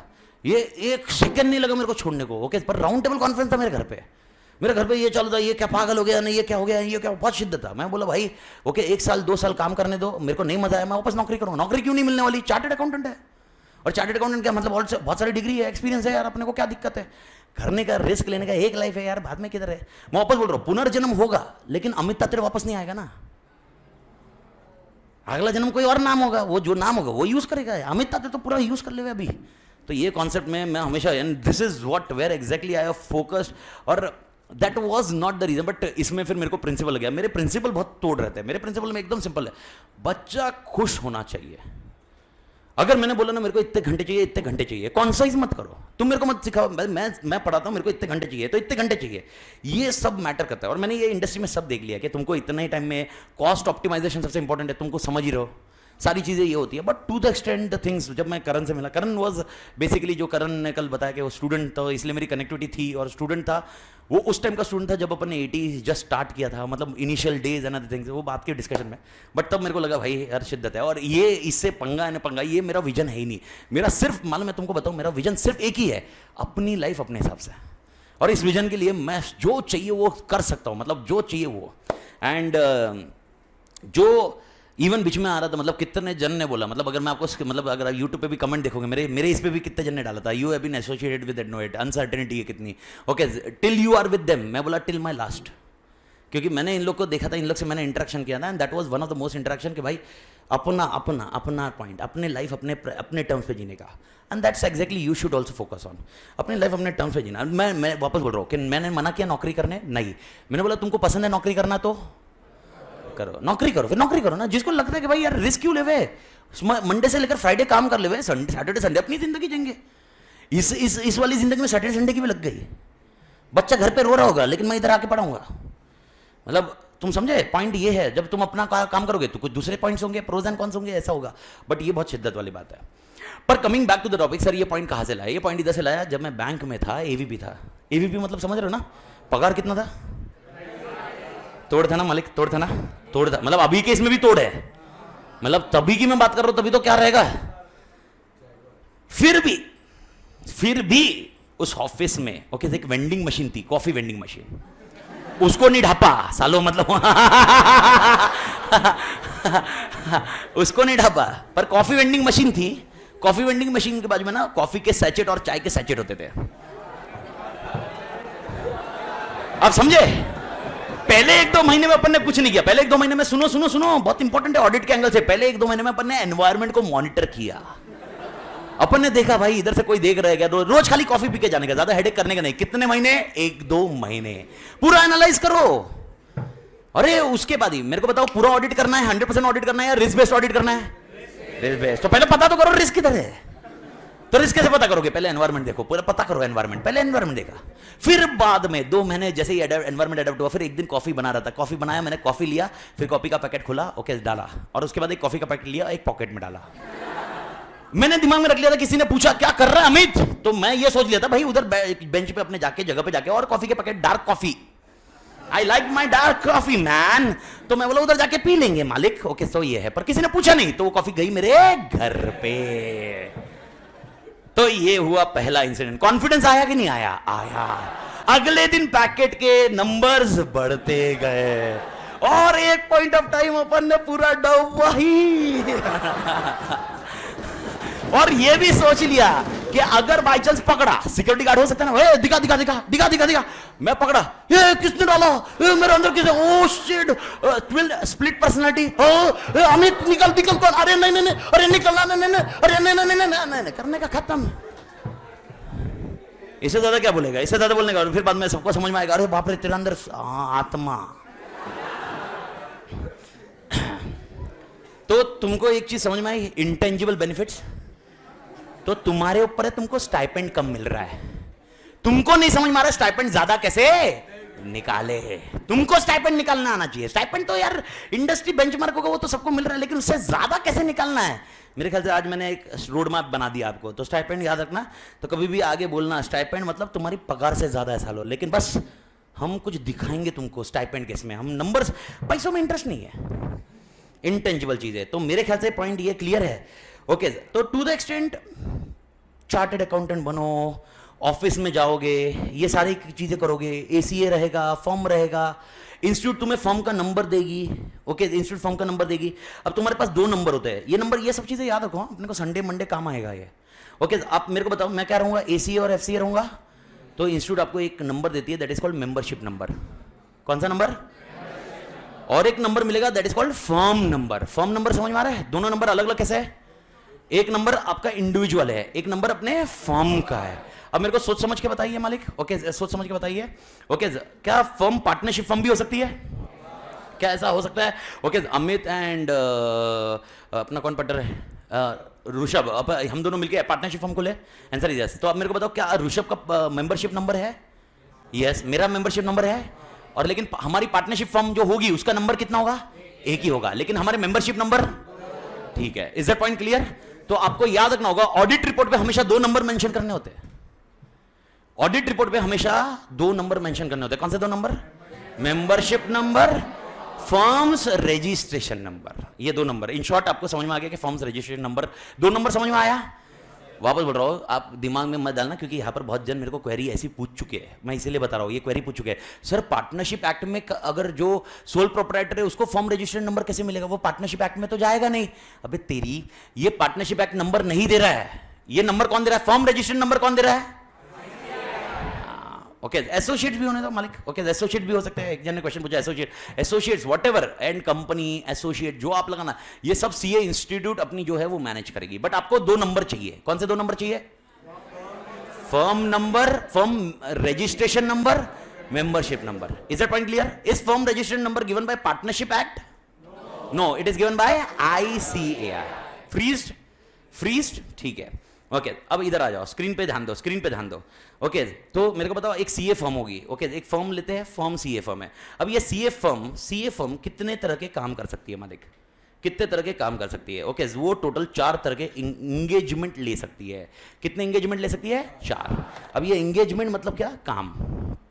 ओके सुन लीजिए, सबकी आत्मा इधर, सबकी आत्मा इधर। ओके 4 तरह के काम। पहला होता है ऑडिट, दूसरा होता है रिव्यू, तीसरा होता है एश्योरेंस एंड चौथा होता है रिलेटेड सर्विसेज। आराम से, सबसे पहला क्या है जो तू ऑलरेडी सुन रहा है मेरा? ऑडिट। ऑडिट पहला क्या होगा बेटा? ऑडिट। दूसरा क्या होगा बेटा? रिव्यू करना। तीसरा क्या होगा बेटा? एश्योरेंस करना, एश्योरेंस देना। तो चौथा क्या होगा बेटा? Related services. झेपा मालिक? ओके आराम से, क्या है क्या नहीं है मैं बाद में बताता हूं, पहले मेरे को बता एक सीए फर्म कितने तरह के इंगेजमेंट लेती है। वापस मैं बोल रहा हूं, कोई भी चीज मैं आउटसाइड द बॉक्स नहीं पढ़ाऊंगा। आउटसाइड द बॉक्स पढ़ाने के लिए मेरे पास बहुत सारे काम है। आउटसाइड द बॉक्स में मैं अपनी स्टोरी बताता हूं। ओके तो ये जो मैं बता रहा हूं वो इसमें है। एक जन ने पूछा सर टैक्सेशन किस में आएगा? Related services. Okay, related services tax, जो भी चीज आपको इसमें नहीं मिल रही है वो सब रिलेटेड सर्विस में आता है। कंसल्टिंग रिलेटेड सर्विसेज, जो भी रिलेटेड सर्विस है। तो मालिक मेरे ख्याल से समझ में आ रहा है, मैं आपको समझा रहा हूं ना, अभी तो ये समझे थोड़ा है आपको। रिव्यू मतलब क्या है मालूम थोड़ा ना है, तुम थोड़ा ना रिव्यू सुनो पहले। ओके, मेरा पॉइंट है फर्म कितने काम ले सकती है? 4। नाम दिए, ऑडिट, रिव्यू, एश्योरेंस। ओके, अब मैं 2 शब्द उपयोग कर रहा हूं, सुन लीजिए, सब लोग सुन लीजिए। ओके, मैं अप्रैल 22 की बात कर रहा हूं। अप्रैल 22, एक सेकंड ये नीचे लिखता हूं ताकि इधर काम हो जाए वो। ओके, ओफू में वापस अप्रैल 22 की बात कर रहा हूं। मेरे को बताओ अप्रैल 22 में फाइनेंशियल स्टेटमेंट कौन से ईयर के बनेंगे? फाइनेंशियल स्टेटमेंट कौन से ईयर के बनेंगे? झेपने की कोशिश करो। ओके, 21 से लेकर 22, एवरीबडी, सब लोग एग्री करते हैं? ओके, क्या ये बन जाएंगे या बन जाएंगे ना मालिक? ओके ओके, मैं आगे लिख नहीं रहा हूं, मार्च से लेकर अप्रैल से लेकर मार्च, ये मैं लिख नहीं रहा हूं, लेकिन लॉजिक समझ में आ रहा है सबको? इसको हम लोग बोलते हैं हिस्टोरिकल फाइनेंशियल इंफॉर्मेशन। क्या बोलते हैं मालिक? Historical financial historical financial information. What is meaning of historical? Historical history हो चुका है historical financial information. Is that point clear? इधर तक क्लियर सब लोग? ऑडिट और रिव्यू हमेशा हिस्टोरिकल फाइनेंशियल इंफॉर्मेशन का ही होता है। अगर आपको ऑडिट करना है या आपको रिव्यू करना है, अगर आपको ऑडिट करना है या आपको रिव्यू करना है, किसका होगा? खाली हिस्टोरिकल फाइनेंशियल इंफॉर्मेशन। ओके, आगे आ रहा हूं मैं। ओके, मेरे को बताओ अप्रैल 22 में, ओके, क्या मैं फाइनेंशियल स्टेटमेंट 22 से लेकर 25 के बना सकता हूं? क्यों नहीं? बैंक लोन चाहिए मेरे को बताओ, मेरे को बैंक लोन चाहिए क्या? बैंक लोन देते वक्त क्या मुझे ऐसा बोल सकती है मुझे अगले 3 साल के फाइनेंशियल स्टेटमेंट बना के दो? प्रोजेक्टेड बना के नहीं दे सकती है? प्रोजेक्टेड मांग सकती है कि नहीं? मेरा क्वेश्चन एकदम क्लियर है। एस्टिमेट सी, आप एस्टिमेट बोल रहे हो ना, एस्टिमेट मतलब क्या है? प्रोजेक्शन। प्रोजेक्टेड फाइनेंशियल स्टेटमेंट मांग सकती है कि नहीं? अरे आत्मा हाँ या ना? तो मेरे को ये बताइए, प्रोजेक्टेड फाइनेंशियल स्टेटमेंट, इसको हम लोग बोलेंगे पीएफआई। क्या बोलेंगे मालिक? पीएफआई का full form projected financial information. Is that point clear? Okay, ठीक है। मेरे को बताओ, सोच समझिए, give me a good answer, I am waiting for it. Okay, आराम से, मतलब गुड आंसर मतलब अपने इसमें, जब कोई ट्रांजैक्शन ऑलरेडी हो चुका होगा, मैं बोल रहा हूं सैलरी 10 करोड़, क्या सैलरी 10 करोड़ उसको चेक करना आसान है? आंसर इज यस और नो। सैलरी 10 करोड़ क्या उसको चेक करना आसान है? क्यों? क्योंकि ऑलरेडी हो चुकी है। मैं बोल रहा हूं अगले 4 साल की सैलरी 50 करोड़, मेरे को बताओ उसका क्या चेक करोगे? उसका चेक क्या करोगे? एनीबडी, उसका चेक क्या करोगे? नहीं, चेक नहीं करेंगे ऐसा नहीं है। पीएफआई बन तो रहा है, सैलरी स्लिप नहीं रे, पास्ट रिकॉर्ड्स, पास्ट ईयर का इन्फ्लेशन देखेंगे।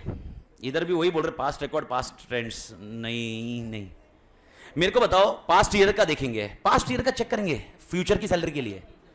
मैं ठीक है, मेरा क्वेश्चन वापस सुनते क्वेश्चन सुनते। मेरे को बताओ, पिछले साल की सैलरी 10 करोड़ खर्च हुई है, क्या आप वो चेक कर सकते हो? मेरे को बताओ, एवरीवन, यस और नो? चेक कर सकते हो ना? आप क्या बोलोगे? मेरे को बताओ, एम्प्लॉइज कितने तुम्हारे? ठीक है, उनकी सैलरी स्लिप बताओ, बैंक से पैसा गया कि नहीं ये बताओ, ये चेक करोगे हाँ या ना? कोई दिक्कत इधर तक? 2 मिनट में क्वेरी लेता हूं मालिक, 2 मिनट दिए मेरे को, मेरा पक्का समझ में आया? अब मेरा क्वेश्चन है, ओके, अगले 5 साल की सैलरी मेरी 50 करोड़ होगी। ओके, अब मेरे को बताओ, क्या ये चेक कर पाओगे? क्या मेरी सैलरी स्लिप होगी? क्या मेरे पास ये पॉइंट जाए, मतलब क्या मेरे बैंक से पैसा गया है? तो फिर ये किसमें चेक क्या करोगे? Future scope, value, pay scale, company का एक्सपेंशन, अपकमिंग प्रोजेक्ट और कितने एम्प्लॉइज लगेंगे, employ agreement for number of years. नहीं, एनीबडी? हाँ बोल भाई वेदांत।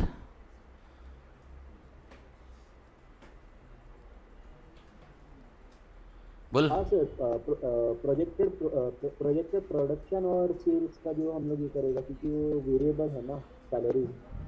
तेरा आवाज आएगा क्या? बोला हुआ 2 मिनट, शायद इधर वॉल्यूम इन्होंने कम रखा हुआ है। एक जन को और एक पूछता हूँ मैं, एक जन को तो ऐसे वॉल्यूम मालूम पड़ेगा। स्पीकर पे वॉल्यूम है कुछ भी? ये फेंकाड़िया है? हाँ, कम किया है क्या? उदित, क्या तेरे को क्या लग रहा है? यस सर, मुझे ये लग रहा है कि एक बार ये देखेंगे अभी और कितने एम्प्लॉइज हम आगे वैकेंसी के स्कोप है, लाइक सर अभी कितने नहीं नहीं नहीं नहीं, एनीबडी? Yes punter. ऑडिट में बोल ही नहीं रहा हूं ना, पर कुछ चेक करना है, मैं बोल रहा हूं चेक करना है, ऑडिट करना है। ऑडिट हो सकता है क्या? ऑडिट हो सकता है, ये तो कल ही बताया ना मैंने। अरे भूल गए क्या? ओ, अरे ऑडिट हो ही नहीं सकता उसका, पर दूसरा कुछ तो काम मिलेगा उसको। अब मेरे को बताओ, बैंक क्या बोलेगी? मेरे को बताओ, अगर मेरे को बैंक ने लोन मांगा है मुझे, ओके, मैंने लोन, बैंक ने क्यों लोन मांगा मुझसे? गरीब आदमी है मैं बैंक के पास गया लोन मांगने, ओके, मेरे को बताओ, बैंक प्रोजेक्शन मांग रही है ना, मैं प्रोजेक्शन ऐसे ही दे दूंगा, बैंक क्या उस पर रिलाई कर लेगी? बैंक बोलेगी सीए से कुछ करके ला, साइन करके ला सीए से, यही तो बोले, तब बैंक रिलाई करेगी ना, क्योंकि बैंक किस पर रिलाई कर रही है? सीए। तो अब मेरा क्वेश्चन है, तू क्या करेगा उसका मैं डिस्कशन नहीं है, पर वो मैं इन शॉर्ट जो भी होगी सर्विसेज वो देखते अपन, पर टू द एक्सटेंट तू उसमें क्या चेक कर पाएगा? एक additional answer, yes punter. Basis of estimates, perfect, basis of estimates. Okay, मेरे ख्याल से ओके, शायद आपको समझ में आ रहा हो बेसिस ऑफ एस्टिमेट्स मतलब क्या? एजम्पशंस।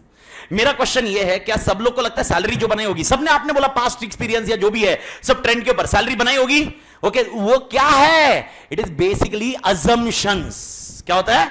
अजम्पशंस। यानी इसमें क्या चेक करोगे? इसमें क्या चेक करोगे? सैलरी चेक करोगे, एजम्पशन चेक करोगे? अजम्पशन। एजम्पशन जिसमें चेक करना होता है उसको बोलते हैं एश्योरेंस सर्विसेज। कौन सी सर्विसेज? एश्योरेंस। मैं एश्योर करता हूं कि इन्होंने जो एजम्पशन लिए है वो सही है, एजम्पशन जो उनके रिलेटेड सही है। अबे यार, हो सकता है कल डूब जाए कंपनी, अबे मेरे गले आ जाएगा, बैंक मेरे से पैसे मांगेगा, अरे इसीलिए उसमें अपन ऑडिट नहीं कर सकते हैं, रिव्यू नहीं कर सकते हैं, बट हम लोग उसमें क्या दे सकते हैं? एश्योरेंस। और मैं एश्योरेंस में क्या दूंगा मालूम है क्या? मैं लिखूंगा ऐसा बकायदा कि भाई यहां पर इन्होंने जो एजम्पशन लिए है ये इनके पास्ट ट्रेंड के साथ मैच होते हैं। मैं नहीं बोल रहा हूं एजम्पशन वैलिड है कि नहीं है, पर इनके एजम्पशन पास्ट ट्रेंड के साथ मैच होते हैं। झेप रहे क्या मालिक? कौन सी सर्विस बोलते हैं इसको? एश्योरेंस। ओके, अब आते हैं मेरे ख्याल से झेपा मालिक। तो सबसे पहला ऑडिट करना। अब क्वेश्चन है, ऑडिट किसका होगा? ऑडिट किसका होगा? एचएफआई या पीएफआई? एचएफआई का। ओके, ये होगा। और रिव्यू किसका होगा? एचएफआई। अब एक छोटा सा पॉइंट है सर, ऑडिट और रिव्यू में फर्क क्या होता है? ओके, बस मैं आपको इन शॉर्ट ये समझा दूं। ऑडिट में टोटल अपने पास अगर मैं देखा जाए, टोटल अपने सिलेबस में नहीं है, इंटर के सिलेबस में नहीं है, फाइनल में आने के बाद सारे के सारे 38 स्टैंडर्ड्स है, 2 प्लस माइनस आगे पीछे होते हैं, पर 38 स्टैंडर्ड्स है टोटल। कितने इसमें कितने स्टैंडर्ड्स है? 38 भी है, 45 तक भी जाते हैं वो। ओके, वो एप्लीकेबिलिटी के ऊपर है, पर ठीक है, अपन ये लॉजिक लगाते हैं, मिनिमम बेयर मिनिमम कितने हैं? 38। ओके, और रिव्यू में सिर्फ 2 स्टैंडर्ड है। मतलब किसका काम ज्यादा है? ऑडिट। किसका काम कम है? तो रिव्यू। अब रिव्यू और ऑडिट में क्या फर्क होता है? ऑडिट में अपना ऑब्जेक्टिव क्या है? ऑलरेडी अपन ने डिस्कस कर लिया है, to obtain reasonable assurance that financial statement are free from material misstatement. ये अपने को देना है ऑडिट में। रिव्यू में सिर्फ मैं ना गो थ्रू करूंगा। रिव्यू में है ना, मेरा जो ऑडिट का स्कोप है ना, उसका एक लिमिटेड स्कोप होगा। That's it. Okay, review is only overview. Review is only overview. तो अभी क्वेश्चन आता है, सर रिव्यू करवाना जरूरी है? रिव्यू करवाना जरूरी है? रिव्यू करवाना जरूरी है? Answer is depends on legal requirement. अगर लीगल रिक्वायरमेंट है तो रिव्यू। पता नहीं किसी ने सुना है क्या ऐसा? कोई है इधर सुना, ऐसा सुना हुआ है किसी ने कि लिमिटेड रिव्यू एलआर? कभी सुना है किसी ने? लिमिटेड रिव्यू किसी ने भी नहीं सुना? अंदरी ब्रांच कोई सुना नहीं भाई? किसी ने भी सुना नहीं? तुम लोग में सुना नहीं? ओके, तुमने कभी सुना है किसी के? कल एक पंटर ने किसने बोला था, मैं चेहरा आगे पीछे हो गया, इधर पंटर, ये इधर आया, इसने बोला था कल क्वार्टरली रिजल्ट्स, कुछ याद है? क्वार्टरली रिजल्ट्स, क्या क्वार्टरली रिजल्ट्स कंपनी के पब्लिश होते हैं? ऐसा भी सुना है आपने? कुछ मालूम है ऐसा क्वार्टरली रिजल्ट्स पब्लिश होते हैं? ऐसा सुना होगा, बाई चांस सुना हो, नहीं सुना हो, आई डोंट नो। ओके, उसको हम लोग बोलते हैं लिमिटेड रिव्यू। हर क्वार्टर के आपके फाइनेंशियल स्टेटमेंट दिया जाता है। अब मेरे को बताओ, अगर इन्फोसिस का इस क्वार्टर का स्टेटमेंट आएगा, जब पब्लिक को जाएगा, क्या डायरेक्टली जाएगा वो? नहीं। ओके, तो मेरे को बताओ, जून के क्वार्टर का जो स्टेटमेंट पब्लिक के पास जाएगा वो क्या होके जाएगा? रिव्यू, क्योंकि तो ऑडिट नहीं होगा, उसका ऑडिट झेप रहा है क्या मालिक? फिर उसका क्या होगा? रिव्यू, क्योंकि कितने महीने का हुआ? 3 महीने। और ऑडिट कभी भी 3 महीने का नहीं होता बेटा, साल का होता है। I do think you are getting the concept. अरे हाँ। ओके, तो रिव्यू समझ में आया? रिव्यू समझ में आ गया? परफेक्ट। रिव्यू समझ में आया मालिक? तो रिव्यू तो कब होता है रिव्यू? मेरे को बताओ। क्वार्टर एग्जांपल दो। क्वार्टरली मतलब क्या? जून, सितंबर, दिसंबर, मार्च में रिव्यू भी हो सकता है, ऑडिट भी हो सकता है। अपने को जरूरी है आज एंड ऑफ द लेक्चर में आए या कल आए, आइदर ऑफ इट, पर ये पॉइंट आपको क्लियर होना चाहिए, फिर इसके ऊपर कोई डाउट नहीं रहेगा मालिक। ओके मेरे ख्याल से क्लियर मालिक। क्या जून में ऑडिट होता है? ऑडिट होता होगा, रिपोर्ट नहीं आती। समझ में आया? ऑडिट होता होगा, रिपोर्ट कब आएगी? ऑडिट की रिपोर्ट कब आएगी? साल में एक बार। लेकिन रिव्यू की रिपोर्ट कितनी बार आएगी? डिपेंड्स है। ओके अब डिपेंड है, मैं समझा रहा हूं। आखिरी पढ़ाओ, आखिरी पॉइंट, सब लोग का ध्यान इधर। ओके अगर एग्जांपल बोल रहा हूं, ऋषभ की कंपनी है और मैं ऑडिटर हूं, सबकी आत्मा इधर, ऋषभ की कंपनी है। ये मैं वापस समझाने वाला नहीं हूं, मैं पहले क्लियर कर दूं, क्योंकि ये पूरा सिलेबस में ज्यादा नहीं है, सिर्फ एक ही बार है। तो एक ही बार है तो अपन अभी क्लियर कर रहे हैं, और जब वो कंटेंट आएगा तो उस टाइम पे आपको क्लियर हो जाना चाहिए, अच्छा होगा। ओके तो अगर ऋषभ की कंपनी है, उसका मैं कौन हूं? ऑडिटर। और ऋषभ मुझे ही रिव्यूअर अपॉइंट करता है। ऋषभ बोलता है ऑडिटर तू ही मेरे रिव्यू कर। क्या बोला ऋषभ ने?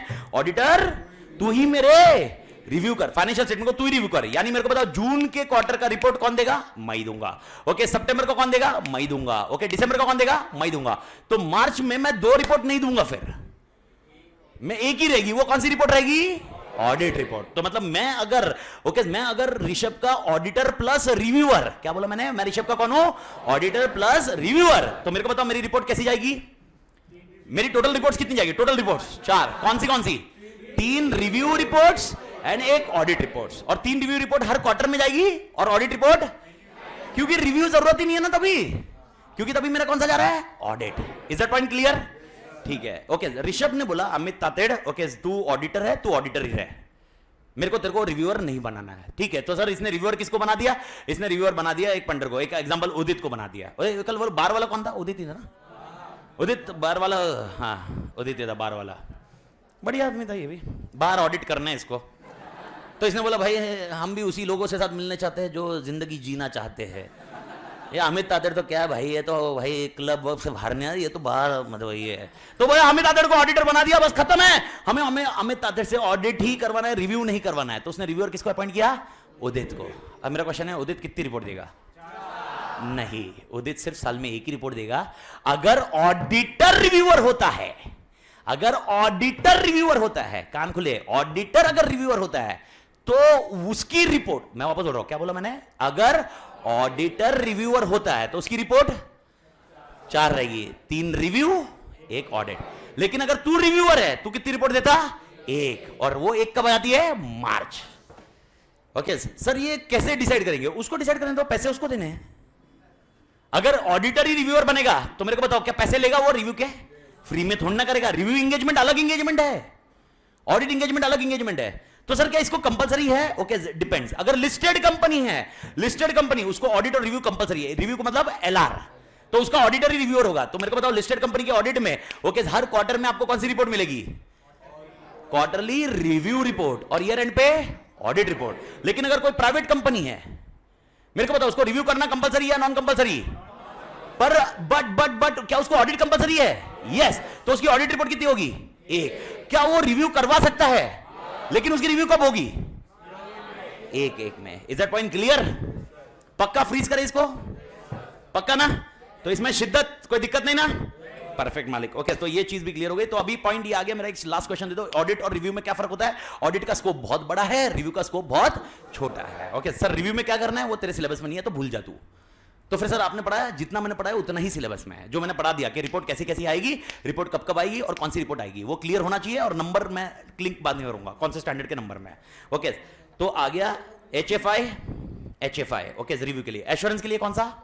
एश्योरेंस के लिए कौन सा? ए आत्मा PFI। ओके मेरे को बताओ इसमें क्या चेक करेगा बेटा? ये फ्यूचर मत, फ्यूचर चेक करेगा। अरे मेरा फ्यूचर देखना, मेरा फ्यूचर देखना, मेरा फ्यूचर देखना। मेरा बेटा मेरे को निकालेगा नहीं ना घर से बेटा, मेरे को देखना ऋषभ, फ्यूचर देखेगा इधर। फ्यूचर भरोसा नहीं है भविष्य में, साला मालूम पड़े बेटा बोलेगा तू तो ऐसे भी 10% रखने वाला है, लेके निकल साले तेरे 10%। ऐसा भी हो सकता है भविष्य, अपन थोड़ा ना जानते हैं भाई। ठीक है भाई, क्या करे। बचपन में पापा की सुनी, जवानी में बीवी की सुनी, बुढ़ापे में बच्चों की सुनेंगे, अपनी कब सुनेंगे यार? कभी तो जवानी अभी चल रही है। तेरा पॉइंट क्या है भाई? उधर वो भाई तुमको मैं बता दूं, तुमको ऐसा ये है,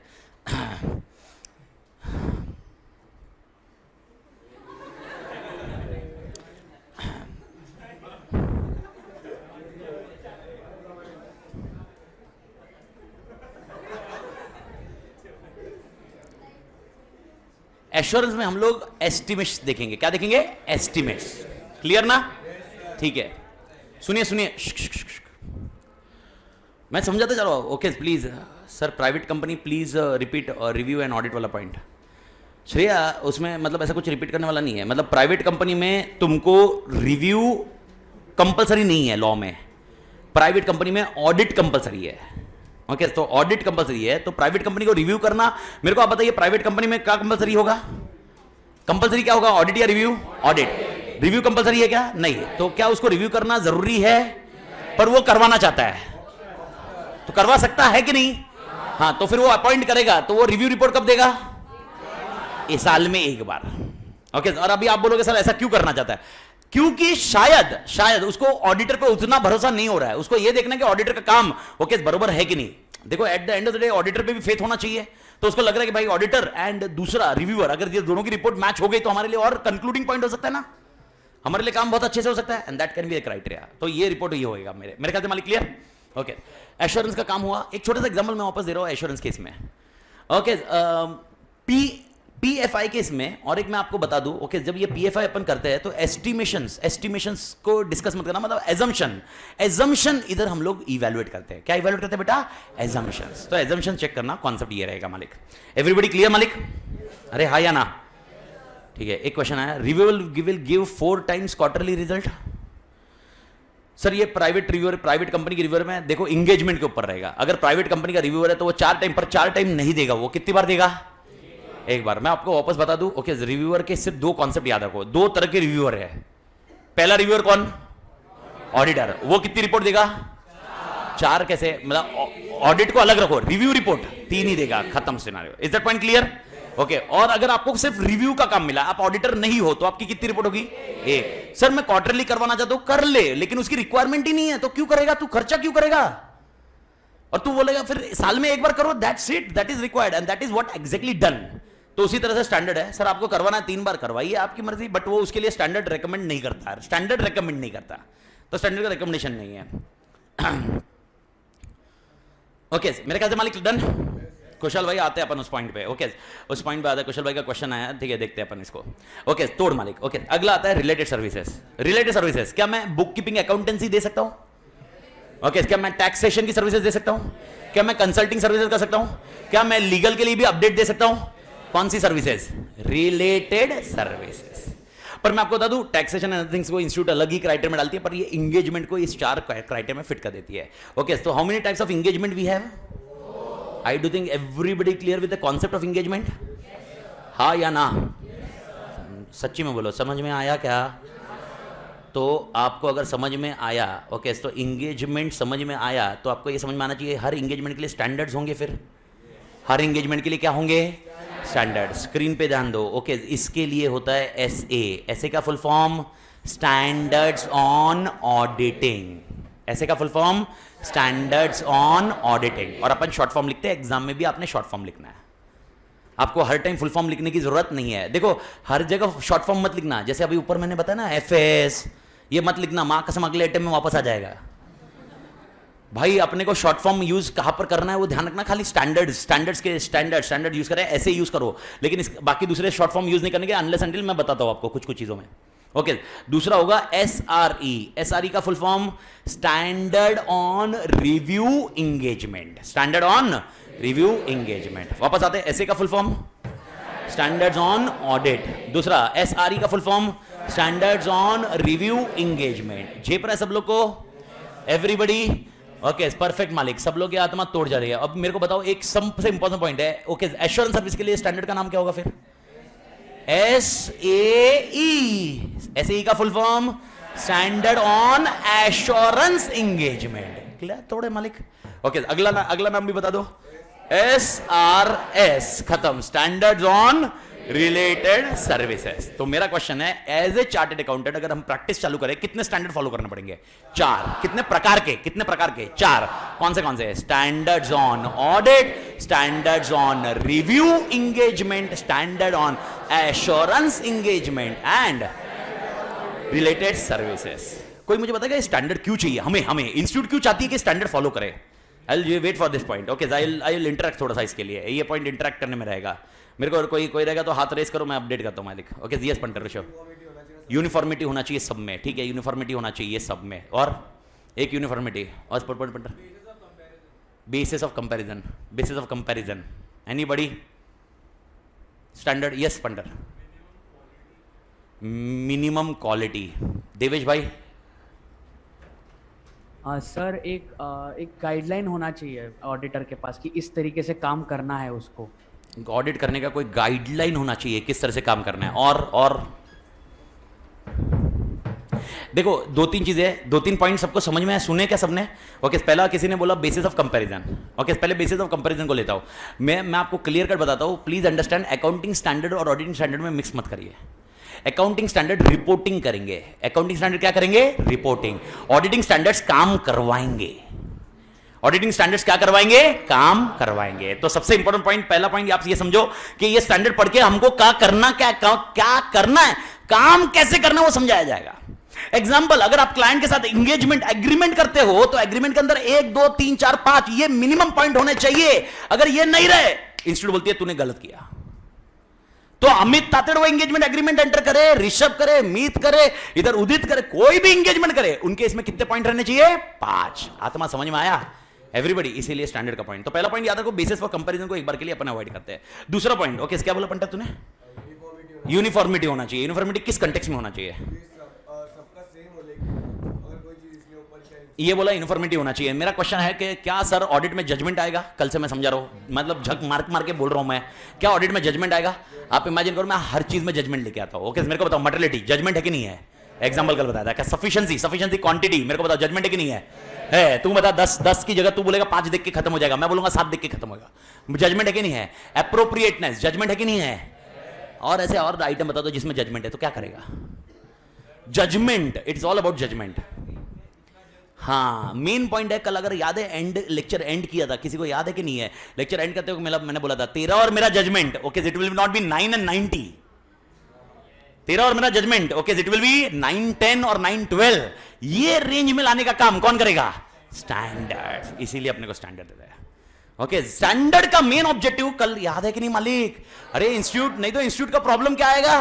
अरे यार मेरे को बताओ, मैं हाथ खड़ा कर दूंगा, इनहेरेंट लिमिटेशन टू ऑडिट। मैं तो क्या गलत है, मेरे को जितना पता है उतना मैंने काम किया। अबे झंडू बाम तेरे को स्टैंडर्ड बताता, उसके हिसाब से काम किया क्या तो तू बच सकता है। ओके, हर टाइम मैं हाथ उठाऊंगा इनहेरेंट लिमिटेशन ऑफ। मेरे को बताओ, ऐसा हो नहीं सकता कि इनहेरेंट लिमिटेशन ऑफ ऑडिट का कल आगे इनकम टैक्स ऑफिसर बोलता है अरे यार भाई इस बंदे ने रिपोर्ट गलत दिया है, पकड़ो इसको, इनहेरेंट लिमिटेशन टू ऑडिट। मेरे को तो मालूम नहीं था, मेरे को तो मैनेजमेंट ने जो दिया। अरे this cannot be a stake every time. अरे you are credible, you are worth and therefore the work is given to you. How you can think of this inherent limitation always? Therefore, institute is very clear. Okay, standards. तो आपके हर engagement में standard किए जाएंगे, हर engagement में। तो आप अभी के लिए आज एक ही फाइनल टच करो, बाकी जो 2-3 बोले उसको अपन को बाद में, मेरा मैटर है ही नहीं। याद है ये एग्जांपल मैंने कल समझाया था क्या? ये मैंने कल बताया था कि 9 और 90 नहीं होना चाहिए। बताया था कि नहीं बताया था? 9 और 90 नहीं होना चाहिए, लेकिन 9 और 12 हो जाए। पर ये लाने का काम किसका होगा? स्टैंडर्ड। अभी के लिए आप ये रख लो, अपन का सबको सिंक्रोनाइज करना, हम सबको क्या करना? सिंक्रोनाइज। हमारे जजमेंट को बेहतर बनाना is nothing but an objective of standard right now. ठीक है, ओके, कितने तरह के स्टैंडर्ड है? 4। ठीक है, अब मेरे को बताओ क्या हम लोग ऑडिट करते हैं? आखिरी पढ़ा हुआ last concept to end this one, and then we can conclude it with our main content, starting content. Okay, मेरे को बताओ क्या हम लोग ऑडिट करते हैं तब क्वालिटी दिखना चाहिए? क्वालिटी दिखना चाहिए। एग्जाम्पल कोई बताएगा मुझे क्वालिटी मतलब क्या? मेरे को ये वर्डिंग सर मेरे को बताओ एग्जांपल। मैं तुमको एक एग्जांपल देता हूं, उससे तुमको आइडिया आ जाएगा। रैंगलर, मैंने रैंगलर न्यूली खरीदी और मैं कस्टमाइज में बहुत ज़्यादा बिलीव करता हूँ। ओके, रैंगलर अभी मैंने सितंबर अक्टूबर में उठाई होगी। ओके, जीप रैंगलर एकदम आड़ी टेढ़ी जीप रहती। ओके, उसको मैंने सॉफ्ट टॉप लगा दिया। सॉफ्ट टॉप के बाद मेरे को मन किया, अभी मन नहीं कर रहा सॉफ्ट टॉप का। ओके, तो मैंने हार्ड टॉप लगा दिया। सॉफ्ट टॉप मतलब वो अपने आप खुलना, हार्ड टॉप मतलब पैक करना, क्योंकि मेरे को अभी हैदराबाद लेके जाने का है और रास्ते वास्ते में खड़ा किया सॉफ्ट टॉप में से चीज़ें गायब हो जाएगी, तो अपन ने हार्ड टॉप लगा दिया। तो हार्ड टॉप लगाया तो मैंने उसको बोला पेंट मार भाई, अपने को कलरफुल करना था, मतलब कलर चेंज करना था, तो ब्लैक कलर करना था। वो वाइट कलर का था, तो मैंने ब्लैक कलर करवाया, हार्ड टॉप को कलर मारा। 3 या 4 दिन पहले की बात है, जब मैं वापस गाड़ी लेके आया। ओके, मैं जब गाड़ी इधर से उठाया, क्या नाम है अपना, सर्विस सेंटर से उठाया, तब वो अंदर अंधेरा था, अंधेरा या मतलब बेसिक लाइट्स थे, तो मेरे को वो दिखा नहीं उसमें कोई शेड। फिर बाहर गया, मेरे को उसको कस्टमाइज कर रहा था, स्टिकर विकर लगा रहा था, तो उधर दिखा और वो धूप में गाड़ी खड़ी थी एंड मेरे को दिखा कि वो जो ऊपर का शेड है ना, वो शेड मिक्स मैच आ रहा है यार। मतलब उन्होंने कलर ही नहीं माना, खाली एक बोलते ना क्या कपड़ा लिया होगा कैमलिन पेंट और वैसे मार दिया। मेरा तो ऐसे ही बोला, फोन किया, मैं बोला पुलिस कंप्लेंट करता साला, अबे 50,000 दिया तेरे को साली खाली ऊपर का पेंट मारने का।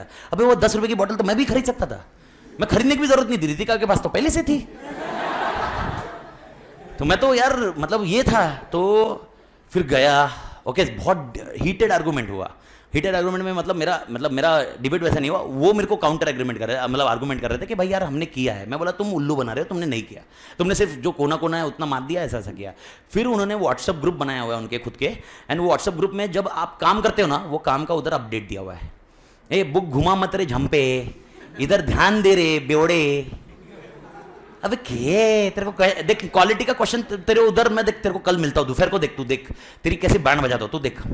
कल तू गया, दाढ़ी वाले तेरा नाम क्या है, दाढ़ी वाले तेरा नाम चाहिए रहेगा, हाँ दाढ़ी वाले तेरा नाम रहेगा। अभी ऐसे आवाज नहीं आ रहा तेरा आवाज, तू तेरा उधर से आवाज भी आएगा कि नहीं भगवान जाने। तो इधर टाइप कर, तू अभी दुख तेरे कर लेता हो। मैडम को कोई नाम टाइप करके मेरे को बोलो, उसका नाम क्या, मेरे को चाहिए वो कौन बंदा है ये, देखता हुए कौन है। शुभ, शुभ है क्या, शुभ है, अरे माँ कसम, ये बहुत कांड वाला आदमी था क्या, ऐसा कांड है ये शुभ, मतलब सब लोग इसकी ले रहे क्या, ऐसा ले रहे ना। तो भाई शुभ, अच्छा शुभ भाई आपको कल मिलेगा, कल आपको शुभ समाचार मिलेगा, टेंशन मत ले। कल दोपहर को देख तू मतलब इधर आने के पहले तेरे को मिल के जाता, मैं तेरे को साथ में ही लेके आता, इधर साथ में ही खड़ा रखेगा, मैं इधर साथ में ही खड़ा रखेगा, और फिर मैं बरोबर तेरी भी लेगा और तू मेरी भी लेगा।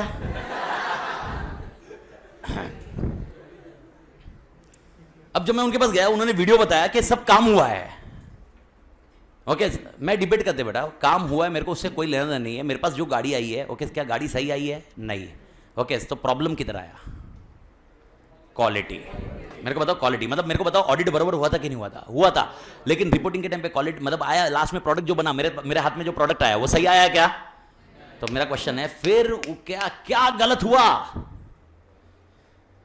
एग्जाम्पल, जो भी पर्सन होगा जो मेरे को गाड़ी दे रहा होगा, उसने चेक नहीं किया बराबर, तो उसी तरह ऑडिट के एग्जाम्पल में मेरे को बताना क्वालिटी मतलब क्या, क्वालिटी क्या चेक करोगे ऑडिट में। तुम इमेजिन करो ऑडिट, मैं जानता हूं पूरा ऑडिट आपको आता नहीं है, लेकिन मेरे को बताओ ऐसा तो नहीं है आपको जीरो मालूम है अभी नॉलेज, कल से तो अभी तक तो एटलीस्ट बेस पूरा रेडी। अच्छा ये चेक करना, एग्जाम्पल लेते हैं, ओके सैलरी में अपन ने काम किया, आपको कैसे चेक करना है कि क्वालिटी की है कि नहीं उसमें अंदर। एग्जाम्पल यस, रीजनेबल एश्योरेंस आ रहा है, रीजनेबल एश्योरेंस जजमेंट नहीं है, रीजनेबल एश्योरेंस क्या है, judgement.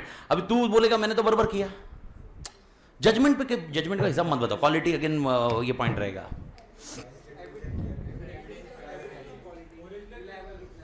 Sir audit and review में HFI है तो एश्योरेंस में PFI क्यों लेते हैं। अबे कुशल तू कौन से,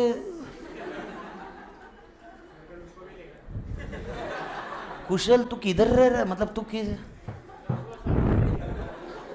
सर ये दोनों में HFI है, इसमें PFI क्यों। देख कुशल,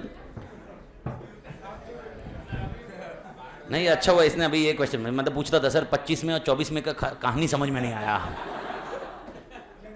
कुशल भाई तोड़े भाई। हाँ हाँ भाई कुशल भाई, अरे बहुत भारी है, मतलब मैं तो सोच रहा हूँ, मैं खुद सोच रहा हूँ, मतलब मैं अरे क्यों लिखा रहे, मैंने भी, मेरे को भी ध्यान नहीं आ रहा। कुशल बता दो, बाद में बताते हैं अपन, इस पर बात करते हैं क्योंकि ये ऑलरेडी है और ये आगे आने वाला है, डोंट वरी कुशल भाई। ओके आई डोंट नो कितने जन को ये क्वालिटी का पॉइंट समझ में आ रहा है कि नहीं। मैं जबकि एकदम डायरेक्टली आंसर पूछ रहा हूँ, सैलरी चेक किया बरोबर हुआ कि नहीं मेरे को बताओ, भारत माता की जय, बरोबर हुआ कि नहीं वो बताओ। तो ये तूने चेक किया, मेरे को बताओ क्वालिटी हुआ कि नहीं, मैं कैसे चेक करूं? मेरे को बताओ काम करने के पार्टनर जाने वाला है, सीए जाने वाला है कि वो आर्टिकल को भेजेगा? आर्टिकल एम्प्लॉय को भेजेगा ना? अरे हाँ या ना?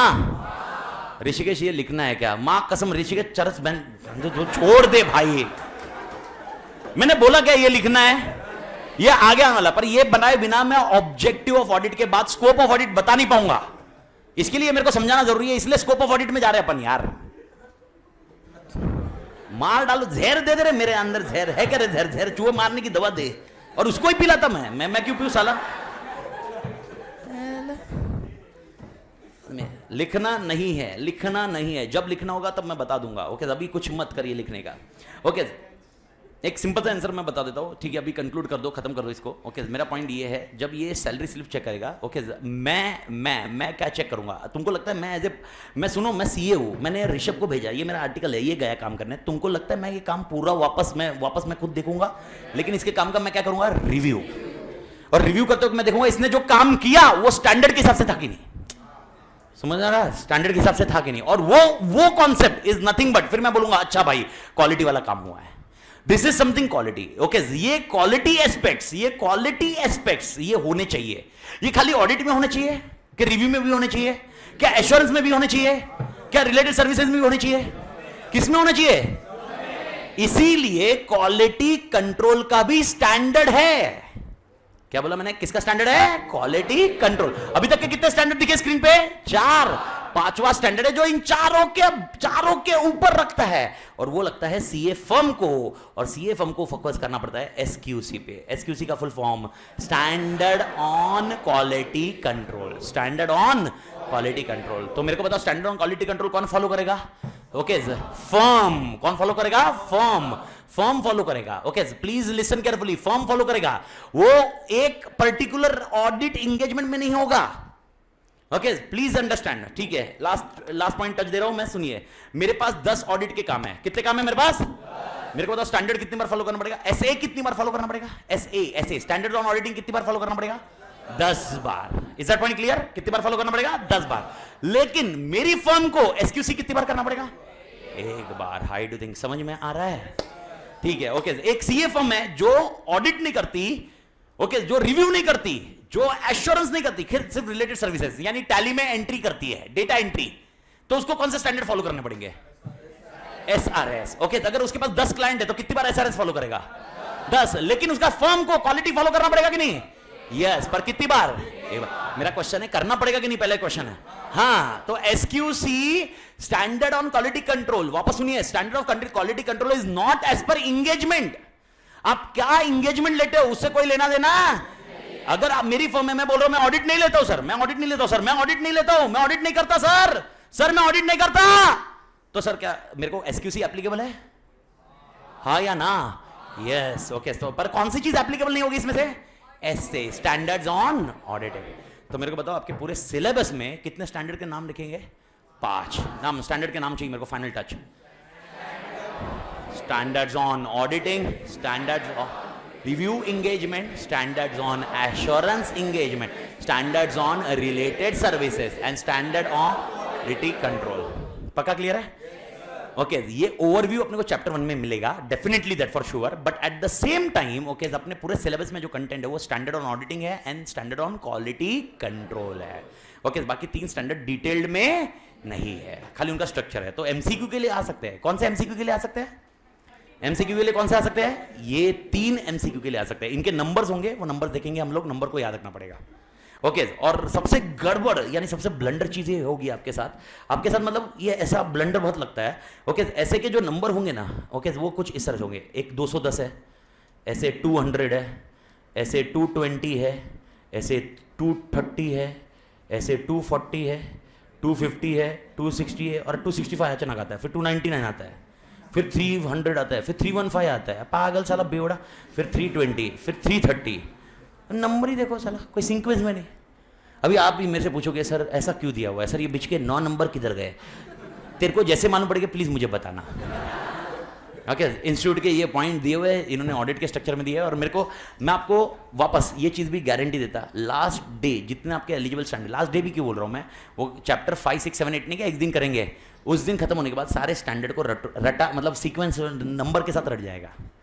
तो स्टैंडर्ड के नंबर भी इशू नहीं है, पर प्रॉब्लम क्या है, नंबर कैसे है समझ में आया ना, number it is not, number are not in synchronization, number is are not in sequence, the number are in this number. तो इसीलिए अपने सिलेबस में अपने को थोड़ा सा ध्यान रखना पड़ेगा।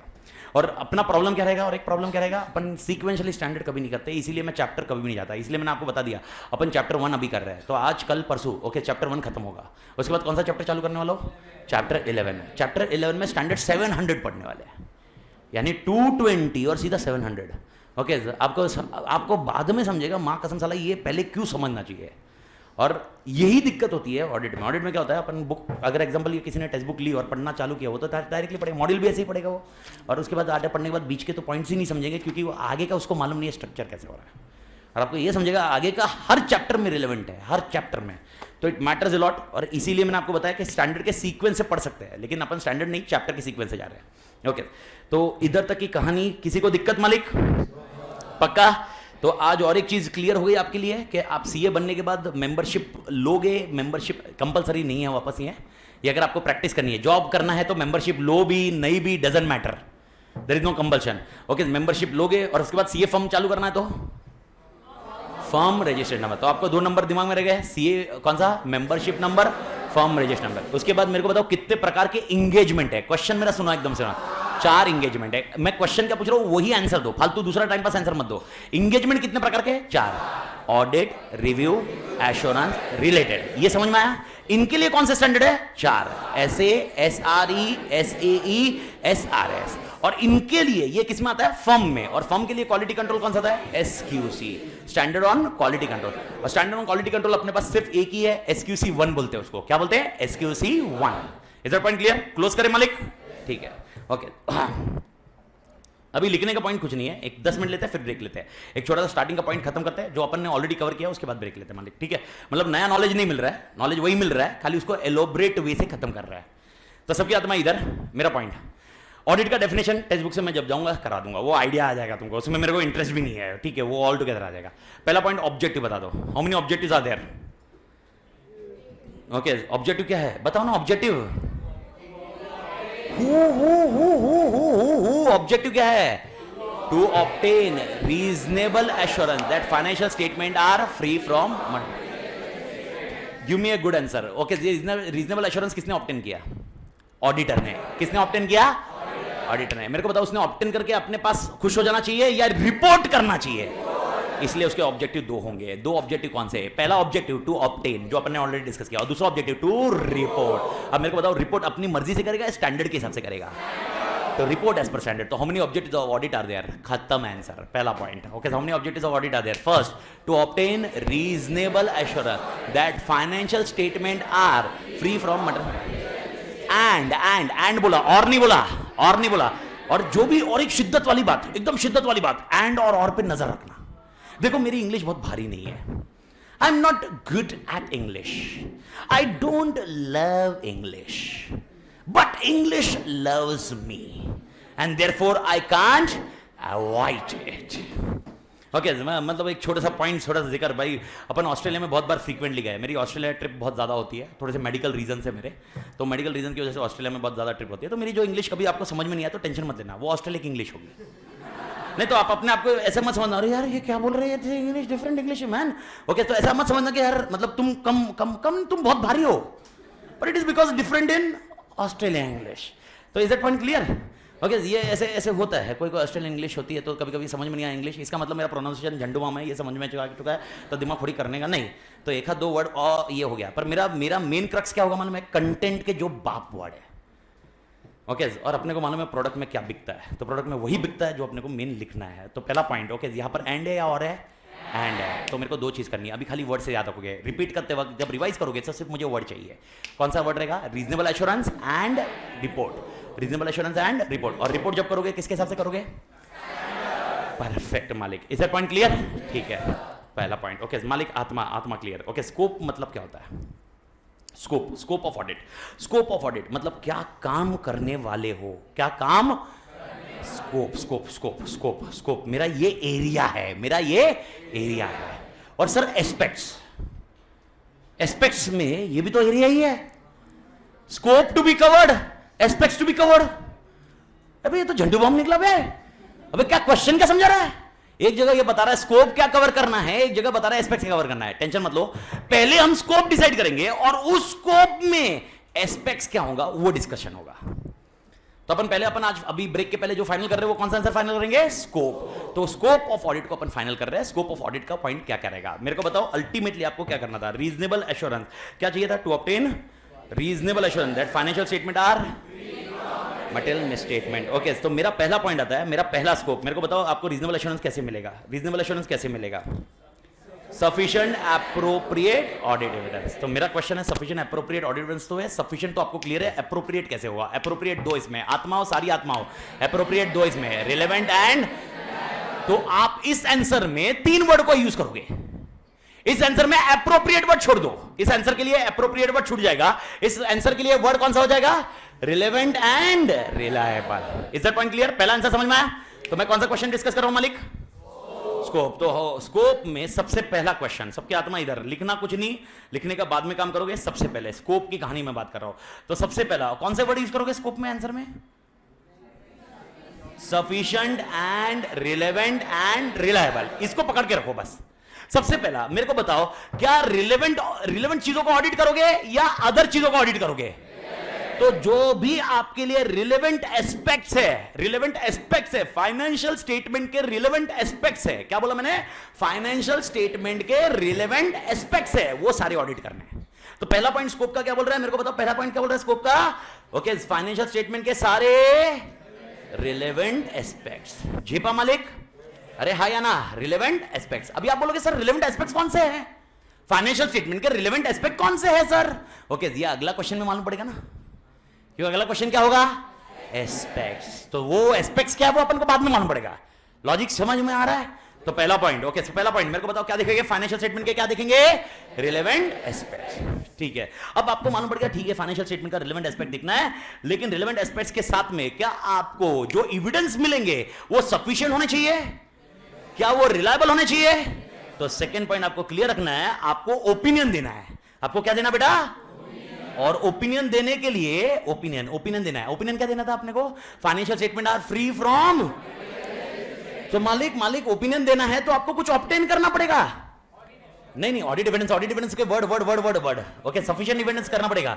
ओके, उसको वर्ड और एक वर्ड क्या दे, अपना ओपिनियन देना होगा। तो अपने को क्या चाहिए? सफिशिएंट एंड एप्रोप्रिएट नहीं, रिलायबल। अब 2 वर्ड आ जाएंगे। परफेक्ट मालिक। सर रिलेवेंट क्यों नहीं आया?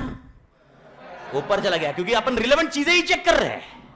ओके, तो sufficient and reliable. Okay, evidence आपको चाहिए, सफिशिएंट एंड रिलायबल एविडेंस आपको चाहिए। जेपा मालिक इधर तक।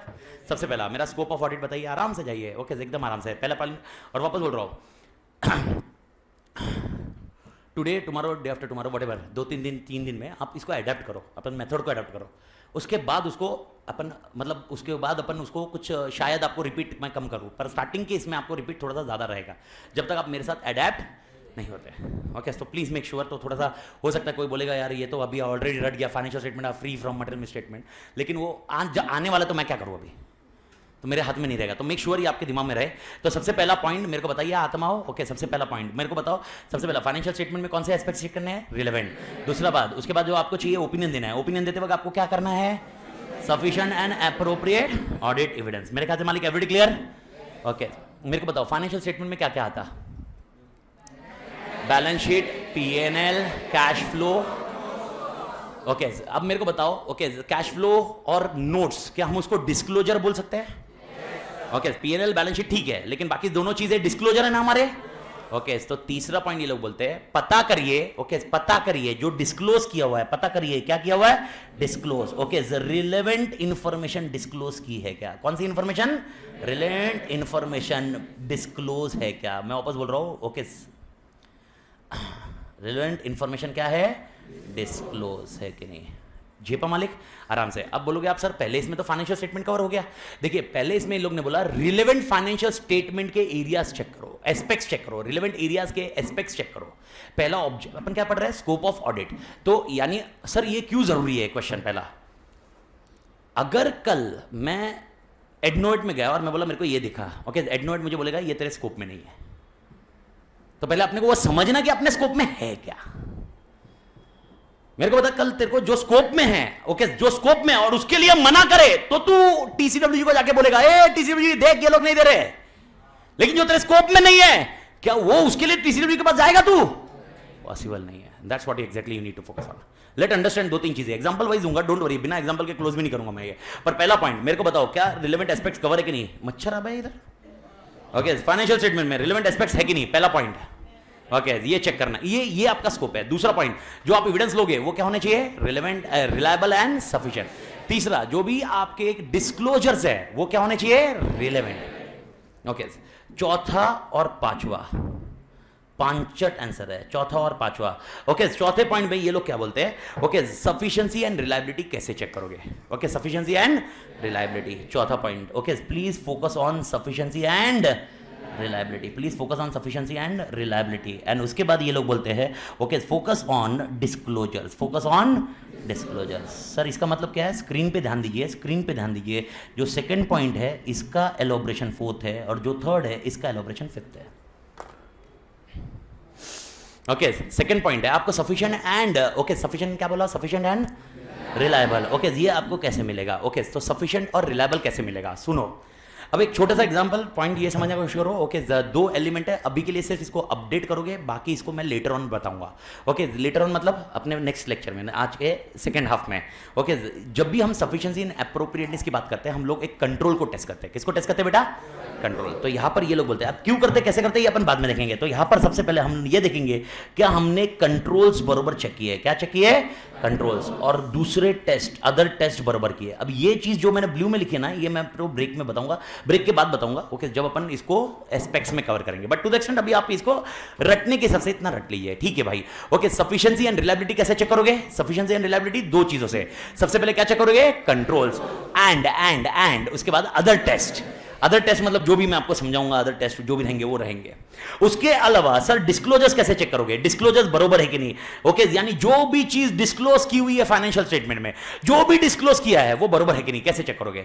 तो आपको ये देखना होगा ओके जो भी फाइनेंशियल स्टेटमेंट की फिगर्स है वो आपको बुक्स ऑफ अकाउंट्स के साथ मर्ज करने मतलब कंपेयर करने हैं। मेरे को बताओ अगर अकाउंटिंग स्टेटमेंट में कोई भी फाइनेंशियल स्टेटमेंट का कोई भी पॉइंट ले लो, मेरे को बताओ उसका आइटम वो किधर मिलना चाहिए मेरे को।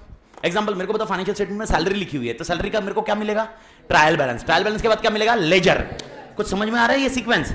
ओके यानी मेरे को बताओ अगर कोई एग्जांपल एक ट्रांजैक्शन डिस्क्लोज है या कैश फ्लो में एक अमाउंट डिस्क्लोज है, क्या वो अमाउंट डायरेक्टली ब्लाइंडली उधर आएगा या उसका कोई बुक्स ऑफ अकाउंट्स रहेगा, उसको चेक करो तो आपको समझेगा वो बरोबर है कि नहीं है। ओके उसको चेक करो वो बरोबर है कि नहीं, ये समझ में आएगा। इज दैट पॉइंट क्लियर, वापस बोल रहा हूं। ओके अगर एक हाथ पॉइंट प्लस माइनस है डोंट वरी, ओके वो अपन जब मैं नेक्स्ट इसमें मेरे को और एक क्राइटेरिया बताऊंगा तब अपन उसको क्लियर करेंगे। बट टू द एक्सटेंट ये झेप रहा है क्या मेरे को बताओ। ओके ठीक है ओके अक्षत भाई एक 2 मिनट दीजिए, 2 मिनट में अपन उसको क्लोज करते हैं। अक्षत भाई 2 मिनट, हाँ ओके वापस आते हैं। सबसे पहले मेरे को बताओ क्या देखना है, मेरे को बताओ स्कोप ऑफ ऑडिट में सबसे पहले आत्मा स्कोप ऑफ ऑडिट में सबसे पहले क्या करना है, रिलेवेंट चीजें चेक करनी है। रिलेवेंट से बाहर नहीं देखोगे, रिलेवेंट एस्पेक्ट्स। दूसरा क्या जमा करोगे, सफिशिएंट एंड रिलायबल। तीसरा क्या देखोगे, जो भी डिस्क्लोजर है फाइनेंशियल स्टेटमेंट में वो रिलेवेंट है क्या, जो भी डिस्क्लोजर है फाइनेंशियल स्टेटमेंट में वो क्या है, रिलेवेंट है। अभी आप बोल रहे हो उसका एग्जांपल दे दो सर कोई डिस्क्लोजर का। मेरे को बताओ डायरेक्टर का तलाक हुआ, क्या ये डिस्क्लोज करना चाहिए। मेरे ख्याल से थर्ड पॉइंट अभी क्लियर है। तो थर्ड पॉइंट कौन सी चीजें बतानी चाहिए, पर्सनल या ऑर्गेनाइजेशनल, रिलेवेंट होनी चाहिए उधर चीजें, रिलेवेंट है ये चीज नहीं चाहिए मेरे को डिस्क्लोजर में। ओके तो आपने एग्जांपल मैंने पर्सनल ट्रैवलिंग 10,000 का पर्सनल ट्रैवलिंग खर्चा किया, क्या वो डिस्क्लोज करूं मैं इधर, नहीं। लेकिन ऑर्गेनाइजेशन के लिए 10,000 का खर्चा किया, क्या वो डिस्क्लोज होना चाहिए। एम्प्लॉई ने एग्जांपल तुमने खुद ने पैसे जमा करके पिकनिक पे गए, क्या ये एडनोट डिस्क्लोज करेगा। ओके लेकिन एडनोवेट ने खर्चा करके पिकनिक पे गए, क्या ये खर्चा दिखाएगा। ये पॉइंट आप समझे क्या रिलेवेंस। अभी एवरीबॉडी वही डिस्क्लोज करो जो रिलेवेंट है, जो रिलेवेंट नहीं है वो डिस्क्लोज नहीं होना चाहिए। ओके सर फिर पहले और तीसरे में फर्क क्या है फिर, आपका कोई किसी का क्वेश्चन आ सकता है? पहले और तीसरे में फर्क क्या है? पहले इसमें मैं चेक करूंगा मेरे ऑडिट के लिए रिलेवेंट क्या है, पहले इसमें मैं ये चेक करूंगा मेरे ऑडिट के लिए रिलेवेंट क्या है। तीसरे इसमें जो उन्होंने दिया है वो रिलेवेंट है कि नहीं। पहले इसमें क्या चेक करूंगा मैं? ऑडिट के लिए, ओके, जो रिलेवेंट क्या है। और तीसरे में क्या चेक करूंगा? जो उन्होंने दिया है वो रिलेवेंट है कि नहीं। आई डू थिंक जेब गया मालिक, पक्का? अभी तीसरे में तो कोई दिक्कत नहीं ना रे, पक्का? कोई डाउट है तो बताओ, मैं एक बार वापस टीओसी वजह से छोड़ दो, जो ब्लू कलर वाला वो छोड़ दो, मैंने वो बताया, वो ब्रेक के बाद मेरे को वो वापस मेरे को न्यू कॉन्सेप्ट से जाना है, तो वो क्योंकि वो पहली बार आ रहा है अपने इसमें, ओके, कल नहीं आया परसों, तो अभी वापस अपन थोड़ी देर बाद देखेंगे। पर उसके अलावा ब्लू के अलावा जो रेड में लिखा है समझ में आया? पक्का? Perfect, okay. हाँ, फर्स्ट वाला और थर्ड वाला, ओके। एक छोटा सा एग्जांपल मेरे को बताओ, फर्स्ट वाले कॉन्सेप्ट में देखते हैं। मेरे को बताओ, क्या पीएनएल मैं चेक करूंगा? क्या बैलेंस शीट में चेक करूंगा? क्या नोट्स में चेक करूंगा? ओके, क्या मैं लेजर्स चेक करूंगा? हाँ या ना? क्या ट्रायल बैलेंस चेक कर सकता हूं? लेकिन डायरेक्टर का पर्सनल टैक्स रिटर्न क्या मैं वो चेक करूंगा? ये फर्स्ट है। यानी मेरे को सिर्फ रिलेवेंट चीजें हैं, ओके। सर लिखना नहीं है मालिक, मैं वापस बता रहा हूं, आप देखो सर ये लिख सकते क्या? लिखना ही, ये बाद में लिखना है, पर लिखने के टाइम पे मेरे को क्या लिखना है वो मैं बताऊंगा आपको, ओके। ये लिखना कैसे कितना लिखना है, अपडेट करना है, क्योंकि इसमें मैं 2-3 चीजें रख रहा हूं, पेंडिंग रख रहा हूं, फिर एग्जांपल अपडेट करूंगा, तो मेरे को टेक्स्ट बुक से करने दो। एक थोड़ा सा शांति रखो आज लिखने के लिए, ओके। सब लिखोगे आप, डोंट वरी, मतलब आपका सब, मैंने आपको कल भी बताया ना, आपका एक नोट बनेगा, ओके। वो नोट कैसा होगा? समरी नोट कैसा होगा? मतलब वो रिवाइज करने के लिए काम आ जाएगा, फटाफट काम आ जाएगा। फिर अल्टीमेटली फिर क्या होगा? वो समरी नोट में से कुछ याद नहीं आया तब जाके मेन बुक में देखने का, हर टाइम थोड़ा ना मेन बुक पढ़ते रहेगा, ओके। मेरे को बताओ, क्लास होने के बाद क्या पूरे टाइम मेन बुक पढ़ते रहोगे क्या? रे पॉसिबल नहीं होगा। फिर अपन जो कॉन्सेप्ट देख रहे हैं ना कि भाई यार बैलेंस करना काम, वो नहीं हो पाएगा, ठीक है। इधर आ जाओ वापस। मेरे ख्याल से पहला पॉइंट क्लियर है। तीसरे पॉइंट का क्या एग्जांपल था? तीसरे पॉइंट का, डायरेक्टर का तलाक हुआ, क्या डिस्क्लोज करने की जरूरत है? डायरेक्टर ने पर्सनल खर्चा किया, क्या डिस्क्लोज करने की जरूरत है? तो फर्स्ट और थर्ड अभी तो क्लियर है ना सब लोग, ठीक है। फोर्थ पॉइंट बोलता है कि जो आप सेकंड पॉइंट बोले थे कि सफिशिएंट एंड रिलायबल, वो लेने के लिए आपने 2 चीजें करनी है। कौन सी 2 चीजें करनी है? ठीक है, मेरे ख्याल से मालिक क्लियर है। अब ये क्या होता है ये डिस्कशन बाद में करेंगे। उसके बाद आता है डिस्क्लोजर रिलेवेंट है कि नहीं? डिस्क्लोजर क्या है? रिलेवेंट। अब मेरे को बताओ, डायरेक्टर बोल रहा है 10,000 का खर्चा हुआ, तो मेरे को बताओ 10,000 कहां से ढूंढूं? Books of accounts. I do think झेप रहा है मालिक, अरे हां या ना? तो बुक्स ऑफ अकाउंट चेक करूंगा और उससे पता करूंगा ये बरोबर है कि नहीं। एंड मोस्ट इंपॉर्टेंट, ओके, क्या प्रोविजन फॉर डाउटफुल डेट्स। मेरे को बताओ, प्रोविजन फॉर डाउटफुल डेट्स, क्या इसका लेजर अकाउंट होगा? नहीं, फिर क्या होगा इसमें? नहीं समझा क्वेश्चन, ठीक है। मैं वापस बोल रहा हूं, इन्वेंट्री मुझे चेक करना है, इन्वेंट्री अमाउंट बरोबर है कि नहीं है। मतलब मैं किस में बोल रहा हूं? मैं डिस्क्लोजर की बता रहा हूं, डिस्क्लोजर बरोबर है कि नहीं है। तो मैं क्या चेक करूंगा? लेजर चेक करूंगा। नोट्स देखेंगे ना, नोट्स के बाद लेजर में कुछ देखूंगा। मेरा क्वेश्चन है, प्रोविजन फॉर डाउटफुल डेट्स में क्या हो रहा है? एस्टिमेट है, मैं समझा एस्टिमेट है, पर वो क्या है? एस्टिमेट कैसे, क्या मेरे को बताओ। आपको बोला आपने एंट्री, अकाउंटिंग एंट्री की होगी ना बेटा, अकाउंटिंग एंट्री में प्रोविजन फॉर एस्टिमेट्स के लिए कैसे किया होगा? 5% लिखा होता है ना। ये 5% कौन बोलता है? स्टैंडर्ड है, अकाउंटिंग स्टैंडर्ड इसके लिए। पास्ट ट्रेंड डायरेक्टर्स बोलते हैं, टीसीडब्ल्यूजी बोलता है इसमें। मानिक कौन बोलता है? टीसीडब्ल्यूजी। तो मेरे को बताओ टीसीडब्ल्यूजी कैसे बेसिस पे बोलता है? ऐसे ही एस्टिमेट कैसे निकालता है वो, मैं ही पूछ रहा हूं। पास्ट एक्सपीरियंस या कुछ भी होगा, जो भी है, पर इसका मतलब वो लोग भी तो जजमेंट लगाते हैं। वो लोग भी क्या लगाते हैं? तो जजमेंट को कैसे बुक्स ऑफ अकाउंट में चेक करोगे? जो डिस्क्लोजर है प्रोविजन फॉर डाउटफुल डेट्स, वो बुक्स ऑफ अकाउंट में कैसे होगा? वो बुक्स ऑफ अकाउंट में तो नहीं होगा। इसीलिए लोग बोलते हैं पता करो इनके जजमेंट बरोबर है या नहीं है। और ये सबसे बड़ा एम्बिग्यूटी फैक्टर होगा, क्योंकि मेरे को बताओ, मैनेजमेंट का जजमेंट और मेरा जजमेंट क्या ये डिफर हो सकता है? मेरा और तेरा जजमेंट एज ए ऑडिटर अभी अपना सेम आ सकता है, क्योंकि अपन स्टैंडर्ड पढ़ रहे हैं, लेकिन मेरा और मैनेजमेंट का जजमेंट सेम होगा क्या? अरे आत्मा समझ में आ रहा है सब लोग को? एवरीबॉडी अरे अंदर ही झेप रहा है क्या? ठीक है भाई, दूसरे लोग सब घर पे है भाई, घर पे से झेप रहा है ना भाई। कोई ऐसा घर के वातावरण में सब मोह माया, ठीक है। तो मेरे को बताओ पांच स्कोप बता दो भाई, फटाफट बता दो 5 स्कोप क्या क्या है। सबसे पहले क्या चेक करेगा? कुछ नहीं तो वर्ड बता दो, बाकी छोड़ दो, स्टेटमेंट छोड़ दो। रिलेवेंट, फाइनेंशियल स्टेटमेंट के रिलेवेंट एस्पेक्ट्स चेक करोगे, एस्पेक्ट्स पे ध्यान रखना। सेकंड पॉइंट क्या देखोगे? Sufficient and reliable audit evidence लोगे। तीसरा सिनारियो क्या देखोगे? रिलेवेंट डिस्क्लोजर है क्या? पहले इसमें रिलेवेंट एस्पेक्ट्स, तीसरे इसमें रिलेवेंट डिस्क्लोजर, चौथे इसमें ओके जो सफिशिएंट एंड रिलायबल है उसको चेक कैसे करोगे? दो चीजों से, test of control and other testing. Okay पांचवा सिनारियो मेरे को बताओ, जो डिस्क्लोजर किए हुए उसको कैसे चेक करोगे? दो, क्या financial statement books of account से मैच है क्या? एंड दूसरा क्या है? जजमेंट। ओके अब ये अपन ने स्टेटमेंट में लिखा है। ओके ब्रेक के बाद जैसे भी मैं टेक्स्ट बुक से गो थ्रू करूंगा, टेक्स्ट बुक से आपको बताऊंगा गो थ्रू करने, हो सकता है टेक्स्ट बुक में एक दो लाइन रिजिड है, but that need to be adapted at later stage, not right now. Today your main target, what will be your end of the lecture का मेन टारगेट? सर मेरे को ये answer याद रहना चाहिए, ये आंसर मेरे को याद आना चाहिए, रिकॉल होना चाहिए, इसको लिखना पूरा एलोबरेटेड कंटेंट, वो धीरे धीरे अपन उसको अपडेट करेंगे, वो राइट नाउ आपका टारगेट नहीं होना चाहिए। ओके तो मेरे ख्याल से 5 पॉइंट में कोई दिक्कत? ओके छठा पॉइंट, ओके स्कोप के बाहर वाली चीजें देखोगे। ओके एग्जांपल दे रहा हूं, ओके एकदम सिंपल सा एग्जांपल है, मेरे को बताइए स्कोप के बाहर वाली, ये बैटरी गई क्या इसकी? आवाज आ रही है ना? ये बता स्कोप के बाहर वाली चीजें, स्कोप के बाहर वाली चीजें क्या है मालिक? स्कोप के बाहर वाली चीजें ओके ये एग्जांपल ये लेते हैं, Ahuja mike, Ahuja mike, hello hello hello, आवाज आ जाएगी, आवाज आ रही है ना? तुमको आ रही है आवाज? आवाज आ रही है? ठीक है ओके आहूजा माइक, सुन रे शांत रहो, 2 मिनट रुको रे, 2 मिनट एक बार खत्म हो जाए फिर ब्रेक के लिए ब्रेक में चेंज कर देंगे। ओके मेरे को बताओ आहूजा का है। अब एग्जांपल मेरे पास ओके रोडे का माइक है, रोडे, रोडे is Australia based, Australia favourite है अपनी।